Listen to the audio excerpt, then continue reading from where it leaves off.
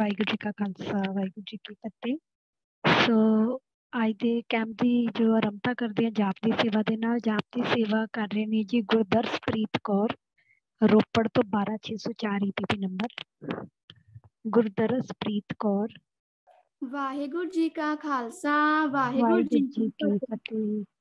ਇਕ ਓੰਕਾਰ ਸਤਨਾਮ ਕਰਤਾ ਪੁਰਖ ਨਿਰਭਉ ਨਿਰਵੈਰ ਅਕਾਲ ਮੂਰਤ ਅਜੂਨੀ ਸੈਭੰ ਗੁਰ ਪ੍ਰਸਾਦ। ਇਕ ਓੰਕਾਰ ਸਤਨਾਮ ਕਰਤਾ ਪੁਰਖ ਨਿਰਭਉ ਨਿਰਵੈਰ ਅਕਾਲ ਮੂਰਤ ਅਜੂਨੀ ਸੈਭੰ ਗੁਰ ਪ੍ਰਸਾਦ। ਇਕ ਓੰਕਾਰ ਸਤਨਾਮ ਕਰਤਾ ਪੁਰਖ ਨਿਰਭਉ ਨਿਰਵੈਰ ਅਕਾਲ ਮੂਰਤ ਅਜੂਨੀ ਸੈਭੰ ਗੁਰ ਪ੍ਰਸਾਦ। ਇਕ ਓੰਕਾਰ ਸਤਨਾਮ ਕਰਤਾ ਪੁਰਖ ਨਿਰਭਉ ਨਿਰਵੈਰ ਅਕਾਲ ਮੂਰਤ ਅਜੂਨੀ ਸੈਭੰ ਗੁਰ ਪ੍ਰਸਾਦ। ਇਕ ਓੰਕਾਰ ਸਤਨਾਮ ਕਰਤਾ ਪੁਰਖ ਨਿਰਭਉ ਨਿਰਵੈਰ ਅਕਾਲ ਮੂਰਤ ਅਜੂਨੀ ਸੈਭੰ ਗੁਰ ਪ੍ਰਸਾਦ। ਵਾਹਿਗੁਰੂ ਵਾਹਿਗੁਰੂ ਵਾਹਿਗੁਰੂ। ਵਾਹਿਗੁਰੂ ਜੀ ਕਾ ਖਾਲਸਾ ਵਾਹਿਗੁਰੂ ਜੀ ਕੀ ਫਤਿਹ ਜੀ। ਬਹੁਤ ਧੰਨਵਾਦ ਜੀ। ਸਭ ਤੋਂ ਪਹਿਲਾਂ ਤਾਂ ਬੇਨਤੀ ਹੈ, ਜਦੋਂ ਵੀ ਅਸੀਂ ਜਾਪ ਦੀ ਸੇਵਾ ਕਰੀਏ ਕੋਸ਼ਿਸ਼ ਕਰੀਏ ਅੱਖਾਂ ਬੰਦ ਕਰਕੇ ਪ੍ਰੇਮ ਦੇ ਨਾਲ ਕਰੀਏ ਜੀ। ਤੇ ਗੁਰਪ੍ਰਸਾਦ ਨਹੀਂ ਜੀ, ਗੁਰਪ੍ਰਸਾਦ। ਸੋ ਆਓ ਹੁਣ ਕੀਰਤਨ ਦੀ ਸੇਵਾ ਦੀ ਆਰੰਭਤਾ ਕਰਦੇ ਹਾਂ। ਕੀਰਤਨ ਦੀ ਸੇਵਾ ਨਿਭਾ ਰਹੇ ਨੇ ਜੀ ਭਗਵੰਤਦੀਪ ਕੌਰ ਜੀ ਪੱਟੀ ਤੋਂ। ਵਾਹਿਗੁਰੂ ਜੀ ਕਾ ਖਾਲਸਾ ਵਾਹਿਗੁਰੂ ਜੀ ਕੀ ਫਤਿਹ।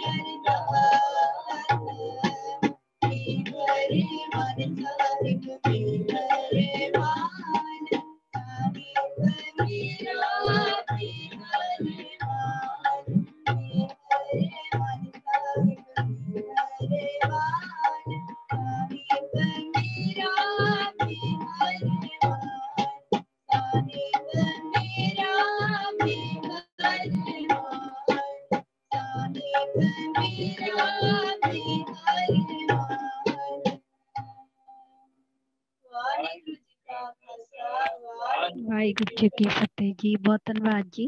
ਪੂਰੇ ਪਰਿਵਾਰ ਨੇ ਬੜੇ ਪਿਆਰ ਦੇ ਨਾਲ ਸ਼ਬਦ ਕੀਰਤਨ ਸਰਵਨ ਕਰਵਾਇਆ ਜੀ। ਸੋ ਅੱਜ ਦੇ ਸੈਸ਼ਨ ਦੀ ਸ਼ੁਰੂਆਤ ਕਰਦੇ ਹਾਂ ਜੀ। ਅੱਜ ਦਾ ਸੈਸ਼ਨ ਲੈਣਗੇ ਪ੍ਰਵਿੰਦਰ ਕੌਰ ਜੀ, ਜਿਨ੍ਹਾਂ ਦਾ ਵਿਸ਼ਾ ਹੈ ਮੈਮਰੀ ਟੈਕਨੀਕਸ। ਵਾਹਿਗੁਰੂ ਜੀ ਕਾ ਖਾਲਸਾ, ਵਾਹਿਗੁਰੂ ਜੀ ਕੀ ਫਤਿਹ ਵਾਹਿਗੁਰੂ ਜੀ। ਜੀ ਕਾ ਖਾਲਸਾ, ਵਾਹਿਗੁਰੂ ਜੀ ਕੀ ਫਤਿਹ ਜੀ।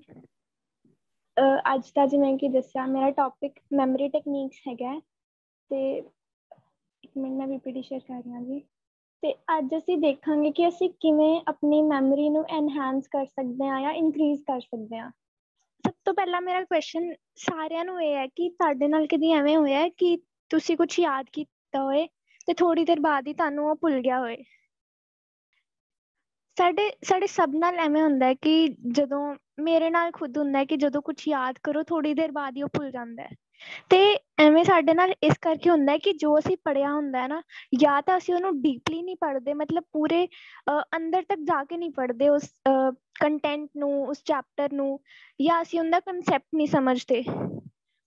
ਤੇ ਅੱਜ ਅਸੀਂ ਐਵੇਂ ਦੀਆਂ ਟੈਕਨੀਕਸ ਦੇਖਾਂਗੇ, ਸਿੱਖਾਂਗੇ, ਜਿਨ੍ਹਾਂ ਨਾਲ ਅਸੀਂ ਆਪਣੀ ਮੈਮਰੀ ਨੂੰ ਐਨਹਾਂਸ ਕਰ ਸਕਦੇ ਹਾਂ, ਇਨਕਰੀਜ਼ ਕਰ ਸਕਦੇ ਹਾਂ। ਸੋ ਸਾਈਕੋਲੋਜੀ ਵਿੱਚ ਸਾਡੇ ਕੋਲ ਇੱਕ ਵਰਡ ਹੈਗਾ ਨਿਮੋਨਿਕਸ। ਨਿਮੋਨਿਕਸ ਇੱਕ ਵਰਡ ਜਦੋਂ ਅਸੀਂ ਯੂਜ਼ ਕਰਦੇ ਹਾਂ, ਇਹਦਾ ਮਤਲਬ ਹੁੰਦਾ ਹੈ ਦੀ strategies used for improving memories. ਹੁਣ ਜਦੋਂ ਮੈਂ ਆਪਣੀ ਮੈਮਰੀ ਯੂਜ਼ ਕਰਨ ਲਈ ਕੋਈ ਵੀ ਸਾਈਕੋਲੋਜੀਕਲ ਟੈਕਨੀਕ ਯੂਜ਼ ਕਰਾਂਗੀ ਤੇ ਮੈਂ ਉਹਨੂੰ ਕਵਾਂਗੀ ਨਿਮੋਨਿਕਸ। ਹੁਣ ਸਾਡੇ ਕੋਲ ਅਲੱਗ-ਅਲੱਗ ਟਾਈਪ ਦੇ ਨਿਮੋਨਿਕਸ ਹੁੰਦੇ ਨੇ, ਜਿਵੇਂ ਕੁਝ ਨਿਮੋਨਿਕਸ ਵਿੱਚ ਅਸੀਂ ਇਮੇਜਿਸ ਯੂਜ਼ ਕਰਦੇ ਹਾਂ, ਕਈਆਂ ਵਿੱਚ ਅਸੀਂ ਕੁਝ ਹੋਰ ਪੈਟਰਨਸ ਯੂਜ਼ ਕਰਦੇ ਹਾਂ। Some of them involve use of images, whereas other emphasize self-induced organization of information. ਮਤਲਬ ਜਿਵੇਂ ਕਿ ਮੈਂ ਦੱਸਿਆ ਕਿ ਕਈਆਂ ਵਿੱਚ ਅਸੀਂ ਇਮੇਜਿਸ ਯੂਜ਼ ਕਰਦੇ ਹਾਂ ਤੇ ਕਈਆਂ ਦੇ ਵਿੱਚ ਅਸੀਂ ਆਪਣੇ ਬਣਾਏ ਹੋਏ ਪੈਟਰਨਸ, ਆਰਗੇਨਾਈਜੇਸ਼ਨਸ ਯੂਜ਼ ਕਰਦੇ ਹਾਂ। ਮਤਲਬ ਮੈਂ ਇਨਫੋਰਮੇਸ਼ਨ ਨੂੰ ਆਪਣੇ ਤਰੀਕੇ ਨਾਲ ਆਰਗੇਨਾਈਜ਼ ਕਰਕੇ ਫਿਰ ਮੈਂ ਉਹਨੂੰ ਯਾਦ ਕਰ ਰਹੀ ਹਾਂ। ਤੇ ਨਿਮੋਨਿਕਸ ਅਸੀਂ ਹੁਣ ਦੇਖਦੇ ਹਾਂ ਕਿਵੇਂ ਦੇ ਨਿਮੋਨਿਕਸ ਹੁੰਦੇ ਨੇ। ਸਭ ਤੋਂ ਪਹਿਲਾਂ ਦੇਖਦੇ ਹਾਂ ਨਿਮੋਨਿਕਸ ਯੂਜ਼ਿੰਗ ਇਮੇਜਿਸ। ਹੁਣ ਸਭ ਤੋਂ ਪਹਿਲਾ ਮੈਥਡ ਜਿਹਦੇ ਨਾਲ ਅਸੀਂ ਆਪਣੀ ਮੈਮਰੀ ਇਨਕਰੀਜ਼ ਕਰ ਸਕਦੇ ਹਾਂ ਉਹ ਹੈਗਾ ਕੀਵਰਡ ਮੈਥਡ। ਕੀਵਰਡ ਮੈਥਡ ਦੇ ਵਿੱਚ ਅਸੀਂ ਕੀ ਕਰਾਂਗੇ? Suppose you want to learn words of any foreign language.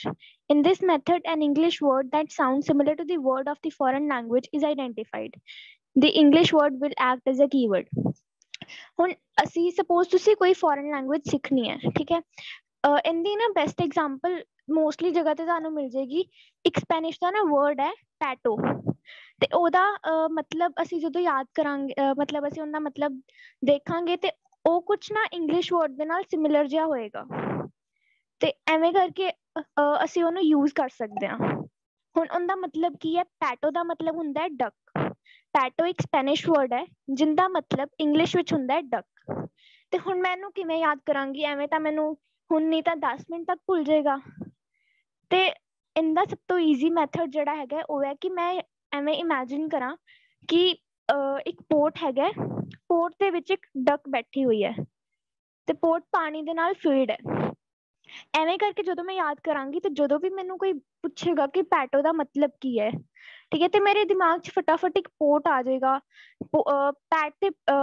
ਪੈਟੋ ਤੇ ਪੋਟ ਸਿਮਿਲਰ ਜਿਹੇ ਨੇ, ਇਸ ਕਰਕੇ ਅਸੀਂ ਇਹਨਾਂ ਦਾ ਕਨੈਕਸ਼ਨ ਬਣਾ ਸਕਦੇ ਹਾਂ। ਹੁਣ ਜਦੋਂ ਮੈਨੂੰ ਪੁੱਛਣਗੇ ਤੇ ਮੇਰੇ ਦਿਮਾਗ 'ਚ ਫਟਾਫਟ ਪੋਟ ਆ ਜਾਏਗਾ। ਪੋਟ ਮੈਂ ਕਿਹਦੇ ਨਾਲ ਰਿਲੇਟ ਕੀਤਾ ਸੀ? ਮੈਂ ਡਕ ਨਾਲ ਰਿਲੇਟ ਕੀਤਾ ਸੀ।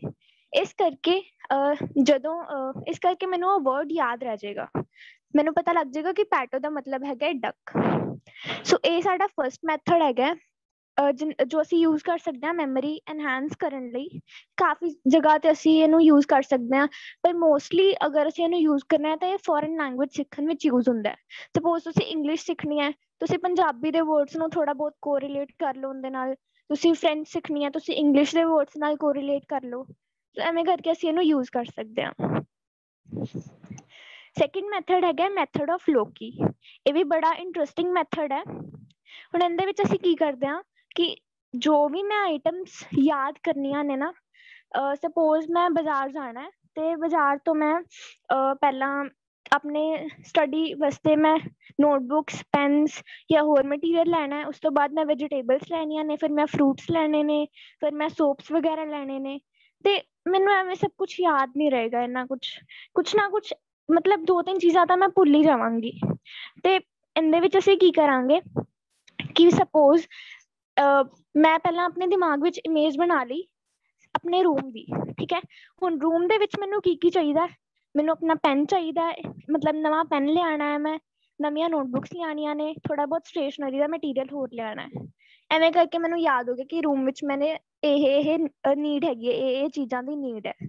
ਹੁਣ ਮੈਂ ਆਪਣੀ ਕਿਚਨ 'ਚ ਗਈ, ਮਤਲਬ ਮੈਂਟਲੀ ਮੈਂ ਆਪਣੀ ਕਿਚਨ 'ਚ ਗਈ, ਮੇਰੀ ਕਿਚਨ ਵਿੱਚ ਵੈਜੀਟੇਬਲਸ ਤੇ ਫਰੂਟਸ ਮਿਸਿੰਗ ਨੇ। ਮੈਨੂੰ ਯਾਦ ਆ ਗਿਆ ਕਿ ਮੈਂ ਉੱਥੋਂ ਦੀ ਵੈਜੀਟੇਬਲਸ ਤੇ ਫਰੂਟਸ ਲਿਆਣੇ ਨੇ ਕਿਚਨ ਵਾਸਤੇ। ਹੁਣ ਅਗਲੀ ਚੀਜ਼, ਮੈਂ ਬਾਥਰੂਮ ਵਿੱਚ ਗਈ, ਉੱਥੇ ਸੋਪਸ ਮਿਸਿੰਗ ਨੇ। ਹੁਣ ਮੈਨੂੰ ਪਤਾ ਲੱਗ ਜਾਏਗਾ ਕਿ ਮੈਂ ਉੱਥੇ ਵਾਸਤੇ ਸੋਪ ਲਿਆਉਣਾ ਹੈ। ਹੁਣ ਜਦੋਂ ਮੈਂ ਮਾਰਕੀਟ ਵਿੱਚ ਐਂਟਰ ਕਰਾਂਗੀ ਤੇ ਮੈਂ ਇੱਕ ਨਾ ਆਪਣੇ ਮੈਪ, ਜੋ ਮੈਂ ਇੱਕ ਮੈਪ ਬਣਾਇਆ ਹੋਇਆ, ਆਪਣੇ ਮੈਂਟਲ ਮੈਪ ਬਣਾਇਆ ਹੋਇਆ, ਮੈਂ ਉਹਦੇ ਗੋ ਥਰੂ ਕਰਾਂਗੀ। ਮਤਲਬ ਮੈਂ ਉਹਦੇ ਵਿੱਚੋਂ ਜਾਵਾਂਗੀ ਕਿ ਪਹਿਲਾਂ ਮੈਂ ਆਪਣੇ ਰੂਮ 'ਚ ਗਈ, ਫਿਰ ਮੈਂ ਕਿਚਨ 'ਚ ਗਈ, ਫਿਰ ਮੈਂ ਬਾਥਰੂਮ 'ਚ ਗਈ। ਮੈਨੂੰ ਐਵੇਂ ਕਰਕੇ ਸਭ ਕੁਛ ਇੱਕ ਸੀਕੁਐਂਸ ਵਾਈਜ਼ ਹੈ ਨਾ, ਸੀਰੀਅਲ ਆਰਡਰ ਵਿੱਚ ਸਭ ਕੁਛ ਯਾਦ ਹੋ ਜਾਏਗਾ। ਤੇ ਐਵੇਂ ਕਰਕੇ ਮੈਨੂੰ ਕੋਈ ਚੀਜ਼ ਭੁੱਲੇਗੀ ਵੀ ਨਹੀਂ। Items you want to objects in the form of visual images। ਹੁਣ ਐਵੇਂ ਮਤਲਬ ਕਿ ਅਸੀਂ ਉਹਨਾਂ ਨੂੰ ਅਰੇਂਜ ਕਰਤਾ, ਠੀਕ ਹੈ। ਜਿਵੇਂ ਮੈਂ ਦੱਸਿਆ ਕਿ ਮੇਰੇ ਰੂਮ ਵਿੱਚ ਇਹ ਚੀਜ਼ਾਂ ਦੀ ਨੀਡ ਹੈ, ਤੇ ਉਵੇਂ ਕਰਕੇ ਮੈਂ ਉਹਨਾਂ ਨੂੰ ਆਪਣੇ ਮਾਈਂਡ ਵਿੱਚ ਅਰੇਂਜ ਕਰ ਲਿਆ।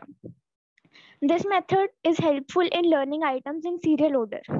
ਹੁਣ ਜੋ ਵੀ ਮੈਂ ਸੀਰੀਅਲ ਆਰਡਰ ਵਿੱਚ ਯਾਦ ਕਰਨਾ, ਜਿਵੇਂ ਮੈਂ ਦੱਸਿਆ ਕਿ ਰੂਮ ਤੋਂ ਕਿਚਨ 'ਚ ਗਈ, ਕਿਚਨ ਤੋਂ ਬਾਥਰੂਮ 'ਚ ਗਈ, ਐਵੇਂ ਕਰਕੇ ਸੀਰੀਅਲ ਆਰਡਰ ਵਿੱਚ ਮੈਂ ਹਰ ਇੱਕ ਆਈਟਮ ਨੂੰ ਯਾਦ ਕਰ ਸਕਦੀ ਹਾਂ।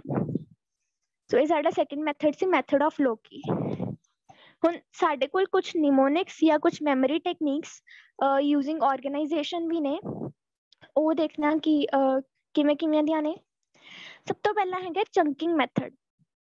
ਚੰਕਿੰਗ ਮੈਥਡ, ਚੰਕ ਵਰਡ ਦਾ ਮਤਲਬ ਕੋਈ ਦੱਸ ਸਕਦਾ ਚੈਟ ਵਿੱਚ ਜਾਂ ਬੋਲ ਕੇ?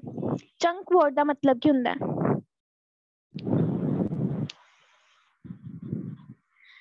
ਚੰਕ ਹੁੰਦਾ ਜਦੋਂ ਮੈਂ ਕੋਈ ਵੱਡੀ ਸਾਰੀ ਚੀਜ਼ ਨੂੰ ਮੈਂ ਛੋਟੇ ਪਾਰਟਸ ਵਿੱਚ ਡਿਵਾਈਡ ਕਰਦਾ ਨਾ, ਉਹਦੇ ਇੱਕ ਪਾਰਟ ਨੂੰ ਕਹਿੰਦੇ ਨੇ ਚੰਕ। ਹੁਣ ਚੰਕਿੰਗ ਮੈਥਡ ਵਿੱਚ ਆਪਾਂ ਕੀ ਕਰਾਂਗੇ, ਤੁਹਾਨੂੰ ਸਕਰੀਨ ਤੇ ਜਾਂ ਪੀਪੀਟੀ ਵਿੱਚ ਇੱਕ ਨੰਬਰ ਦਿਖ ਰਿਹਾ ਹੋਏਗਾ 194719492004। ਹੁਣ ਮੈਂ ਤੁਹਾਨੂੰ ਕਹਾਂਗੀ ਤੁਸੀਂ ਮੈਨੂੰ 3 ਸੈਕਿੰਡ ਦੇ ਵਿੱਚ ਇਹ ਨੰਬਰ ਯਾਦ ਕਰਕੇ ਦਿਖਾਓ, ਕੋਈ ਨਹੀਂ ਕਰ ਪਾਏਗਾ, ਮੈਂ ਖੁਦ ਨਹੀਂ ਕਰ ਪਾਵਾਂਗੀ, ਕਿਉਂਕਿ ਸਾਡੀ ਮੈਮਰੀ ਦੀ ਲਿਮਿਟ ਜਿਹੜੀ ਹੈ ਉਹ 5 to 7 ਲੈਟਰਸ ਦੀ ਹੈ, ਕਿ ਮੈਂ ਸਿਰਫ ਜਾਂ ਨੰਬਰਸ ਦੀ ਹੈ, ਸਿਰਫ ਮੈਂ 5 to 7 ਨੰਬਰਸ ਯਾਦ ਕਰ ਸਕਦੀ ਹਾਂ ਇੱਕ ਟਾਈਮ ਤੇ। ਜਦੋਂ ਹੁਣ ਸਾਡੇ ਕੋਲ ਇੰਨੇ ਸਾਰੇ ਨੰਬਰਸ ਇਕੱਠੇ ਆਉਣ ਤੇ ਅਸੀਂ ਉਹਨਾਂ ਨੂੰ ਲਰਨ ਕਰਨਾ ਹੋਏ ਤੇ ਕਿਵੇਂ ਕਰਾਂਗੇ ਆਪਾਂ? ਮੈਂ ਇਹਨਾਂ ਨੂੰ ਨਾ ਡਿਵਾਈਡ ਕਰ ਲਿਆ, ਪਹਿਲਾਂ 1947।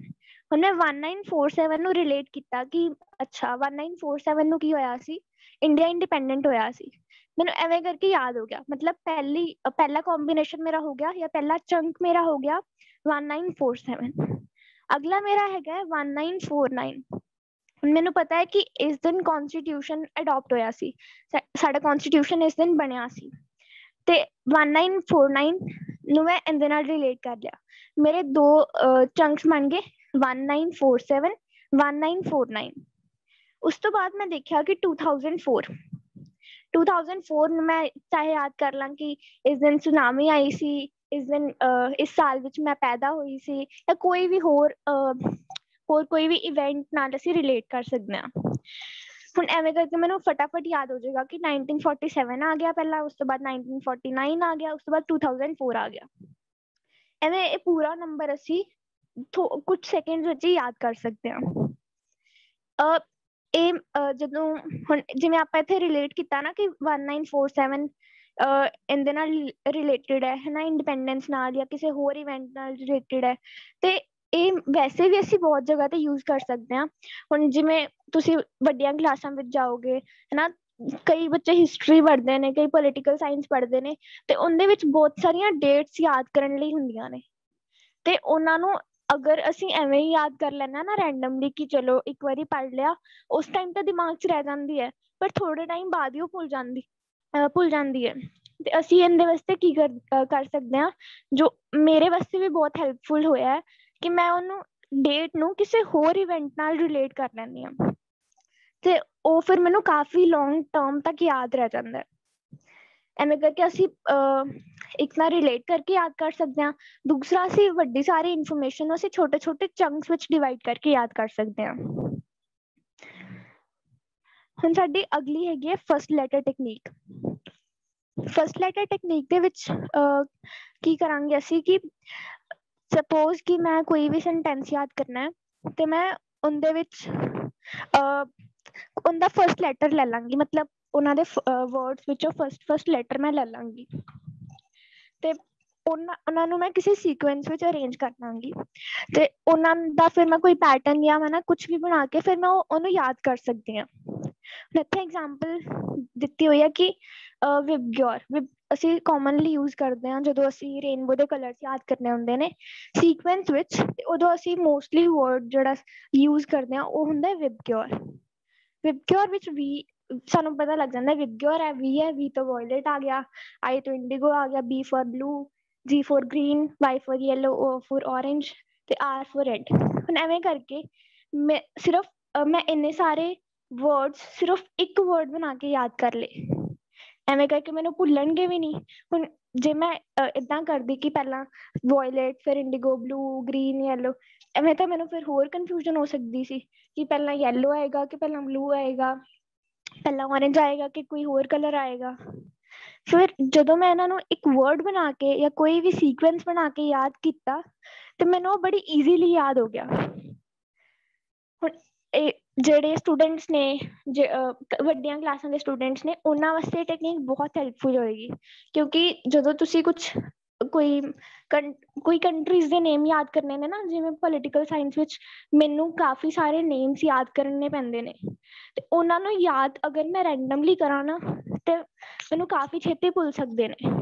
ਪਰ ਮੈਂ ਕੀ ਕਰਦੀ ਹਾਂ ਕਿ ਮੈਨੂੰ ਨਾ 3 ਕੰਟਰੀਜ਼ ਦੇ ਨਾਮ ਸੀਗੇ ਕਿ ਕੋਰੀਆ ਸੀਗਾ, B ਫॉर ਬਰਲਿਨ ਸੀਗਾ, ਇੱਕ ਕੋਂਗੋ ਸੀਗਾ।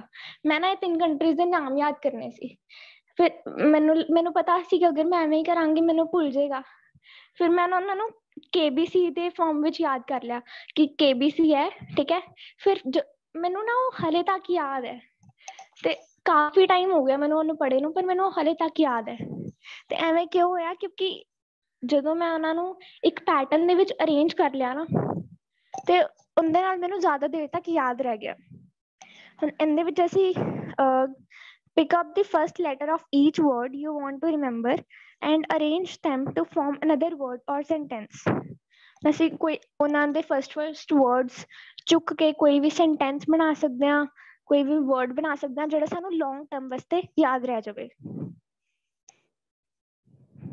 ਹੁਣ ਇਹ ਸੀਗੇ ਨਿਮੋਨਿਕਸ। ਨਿਮੋਨਿਕਸ ਤੋਂ ਇਲਾਵਾ ਵੀ ਸਾਡੇ ਕੋਲ ਕੁਛ ਐਵੇਂ ਦੀਆਂ ਟੈਕਨੀਕਸ ਹੁੰਦੀਆਂ ਨੇ, ਕੁਛ ਐਵੇਂ ਦੇ ਮੈਥਡਸ ਹੁੰਦੇ ਨੇ ਜਿਨ੍ਹਾਂ ਨਾਲ ਅਸੀਂ ਆਪਣੀ ਮੈਮਰੀ ਇਨਕਰੀਜ਼ ਕਰ ਸਕਦੇ ਹਾਂ। ਤੇ ਉਹ ਮੈਥਡਸ ਦੇਖਣਾ ਕਿਹੜੇ ਨੇ। ਪਹਿਲਾ ਹੈਗਾ engage in deeper level processing।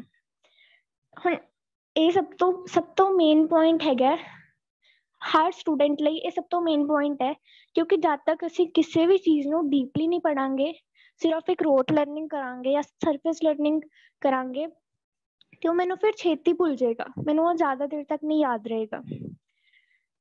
ਹੁਣ ਡੀਪਰ ਲੈਵਲ ਪ੍ਰੋਸੈਸਿੰਗ ਦਾ ਮਤਲਬ ਕੀ ਹੈ?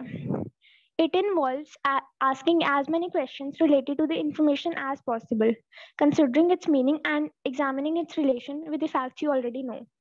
ਹੁਣ ਮੈਂ ਮਤਲਬ ਇਹਦੇ ਵਿੱਚ ਮੇਨਲੀ ਅਸੀਂ ਕੀ ਕਰਨਾ, ਸਪੋਜ਼ ਤੁਸੀਂ ਕੋਈ ਕੰਟੈਂਟ ਲਿਆ, ਕੰਟੈਂਟ ਚੋਂ ਜਿੰਨੇ ਕੁਐਸਚਨਸ ਤੁਹਾਨੂੰ ਹੁੰਦੇ ਨੇ ਨਾ, ਜਿੰਨੇ ਕੁਐਸਚਨਸ ਤੁਸੀਂ ਬਣਾ ਸਕਦੇ ਹੋ ਉਨੇ ਬਣਾ ਲਓ।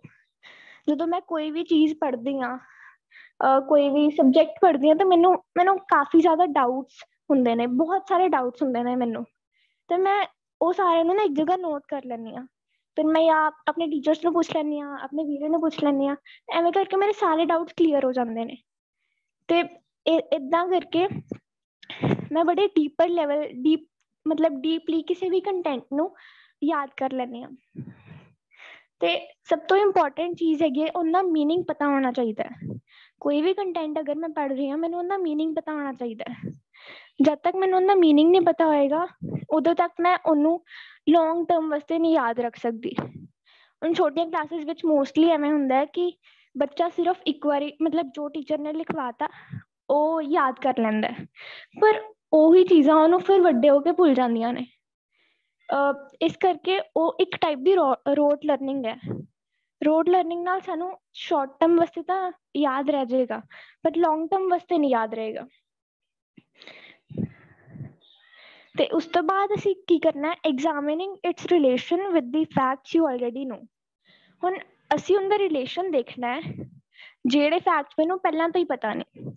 ਸਪੋਜ਼ ਮੈਂ ਮੈਥਸ ਦਾ ਕੋਈ ਕੁਐਸਚਨ ਸੋਲਵ ਕਰ ਰਹੀ ਹਾਂ, ਉਹਦੇ ਵਿੱਚ ਕੋਈ ਫਾਰਮੂਲਾ ਲੱਗਣਾ ਹੈ ਜਿਹੜਾ ਸ਼ਾਇਦ ਮੈਨੂੰ ਇਸ ਟਾਈਮ ਦਿਮਾਗ 'ਚ ਨਹੀਂ ਆ ਰਿਹਾ, ਤੇ ਮੈਂ ਕੀ ਕਰੂੰਗੀ, ਮੈਂ ਕੁਐਸਚਨ ਨੂੰ ਪੂਰੇ ਡੀਪਲੀ ਦੇਖਾਂਗੀ। ਉਸ ਤੋਂ ਬਾਅਦ ਮੈਂ ਦੇਖੂੰਗੀ ਕਿ ਉਹਦੇ ਵਿੱਚ ਕਿਹੜਾ ਫਾਰਮੂਲਾ ਯੂਜ਼ ਹੋਣਾ ਹੈ, ਤੇ ਉਹ ਫਾਰਮੂਲਾ ਮੈਨੂੰ ਪਤਾ ਹੈ ਜਾਂ ਮੈਨੂੰ ਨਹੀਂ ਪਤਾ, ਜਾਂ ਮੈਂ ਕੋਈ ਹੋਰ ਸੋਰਸ ਤੋਂ ਦੇਖਾਂ, ਤਾਂ ਉਵੇਂ ਕਰਕੇ ਮੈਂ ਉਹ ਕੁਐਸਚਨ ਨੂੰ ਸੋਲਵ ਕਰਾਂਗੀ। ਤੇ ਜਦੋਂ ਇੱਕ ਵਾਰੀ ਮੈਂ ਉਹ ਕੁਐਸਚਨ ਨੂੰ ਸੋਲਵ ਕਰਾਂਗੀ ਤੇ ਉਹ ਜ਼ਿਆਦਾ ਟਾਈਮ ਤੱਕ ਮੇਰੇ ਦਿਮਾਗ 'ਚ ਰਹੇਗਾ, ਕਿਉਂਕਿ ਅਸੀਂ ਉਹਨੂੰ ਡੀਪਲੀ ਸਮਝਿਆ ਹੋਇਆ, ਅਸੀਂ ਉਹਦਾ ਪੂਰਾ ਕਨਸੈਪਟ ਸਮਝਿਆ ਹੋਇਆ। ਤੇ ਇਸ ਕਰਕੇ ਅਸੀਂ ਜਦੋਂ ਵੀ ਕੋਈ ਵੀ ਇਨਫੋਰਮੇਸ਼ਨ ਪੜ੍ਹਦੇ ਹਾਂ, ਅਸੀਂ ਉਹਨੂੰ ਬੜੇ ਡੀਪਲੀ ਪੜ੍ਹਨਾ ਹੈ, ਬਿਲਕੁਲ ਸਮਝ ਕੇ ਪੜ੍ਹਨਾ ਹੈ।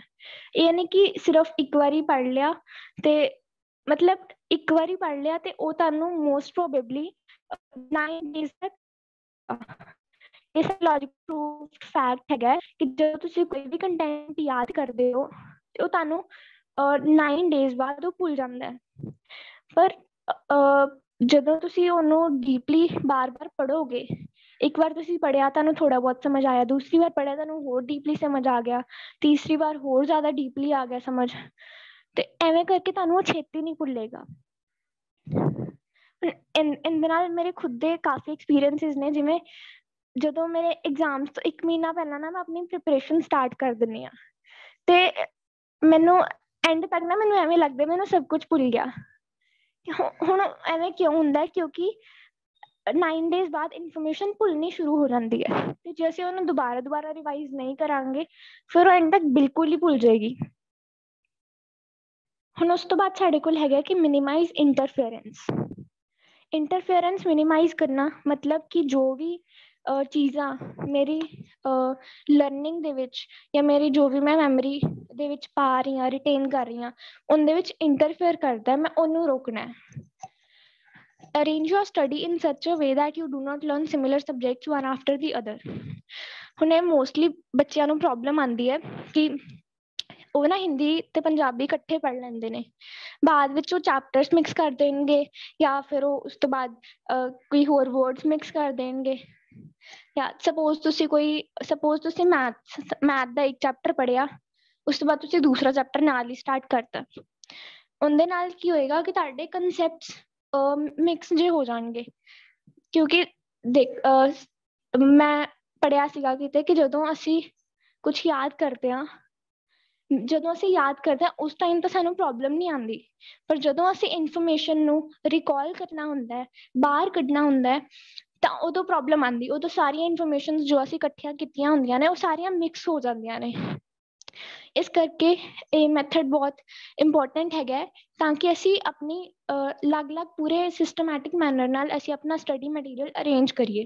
ਹੁਣ ਸਭ ਤੋਂ ਇੰਪੋਰਟੈਂਟ ਪੁਆਇੰਟ ਇਹਦਾ ਕੀ ਹੈ ਕਿ ਅਸੀਂ ਆਪਣੇ ਸਿਮਿਲਰ ਸਬਜੈਕਟਸ ਇਕੱਠੇ ਨਹੀਂ ਪੜ੍ਹਨੇ।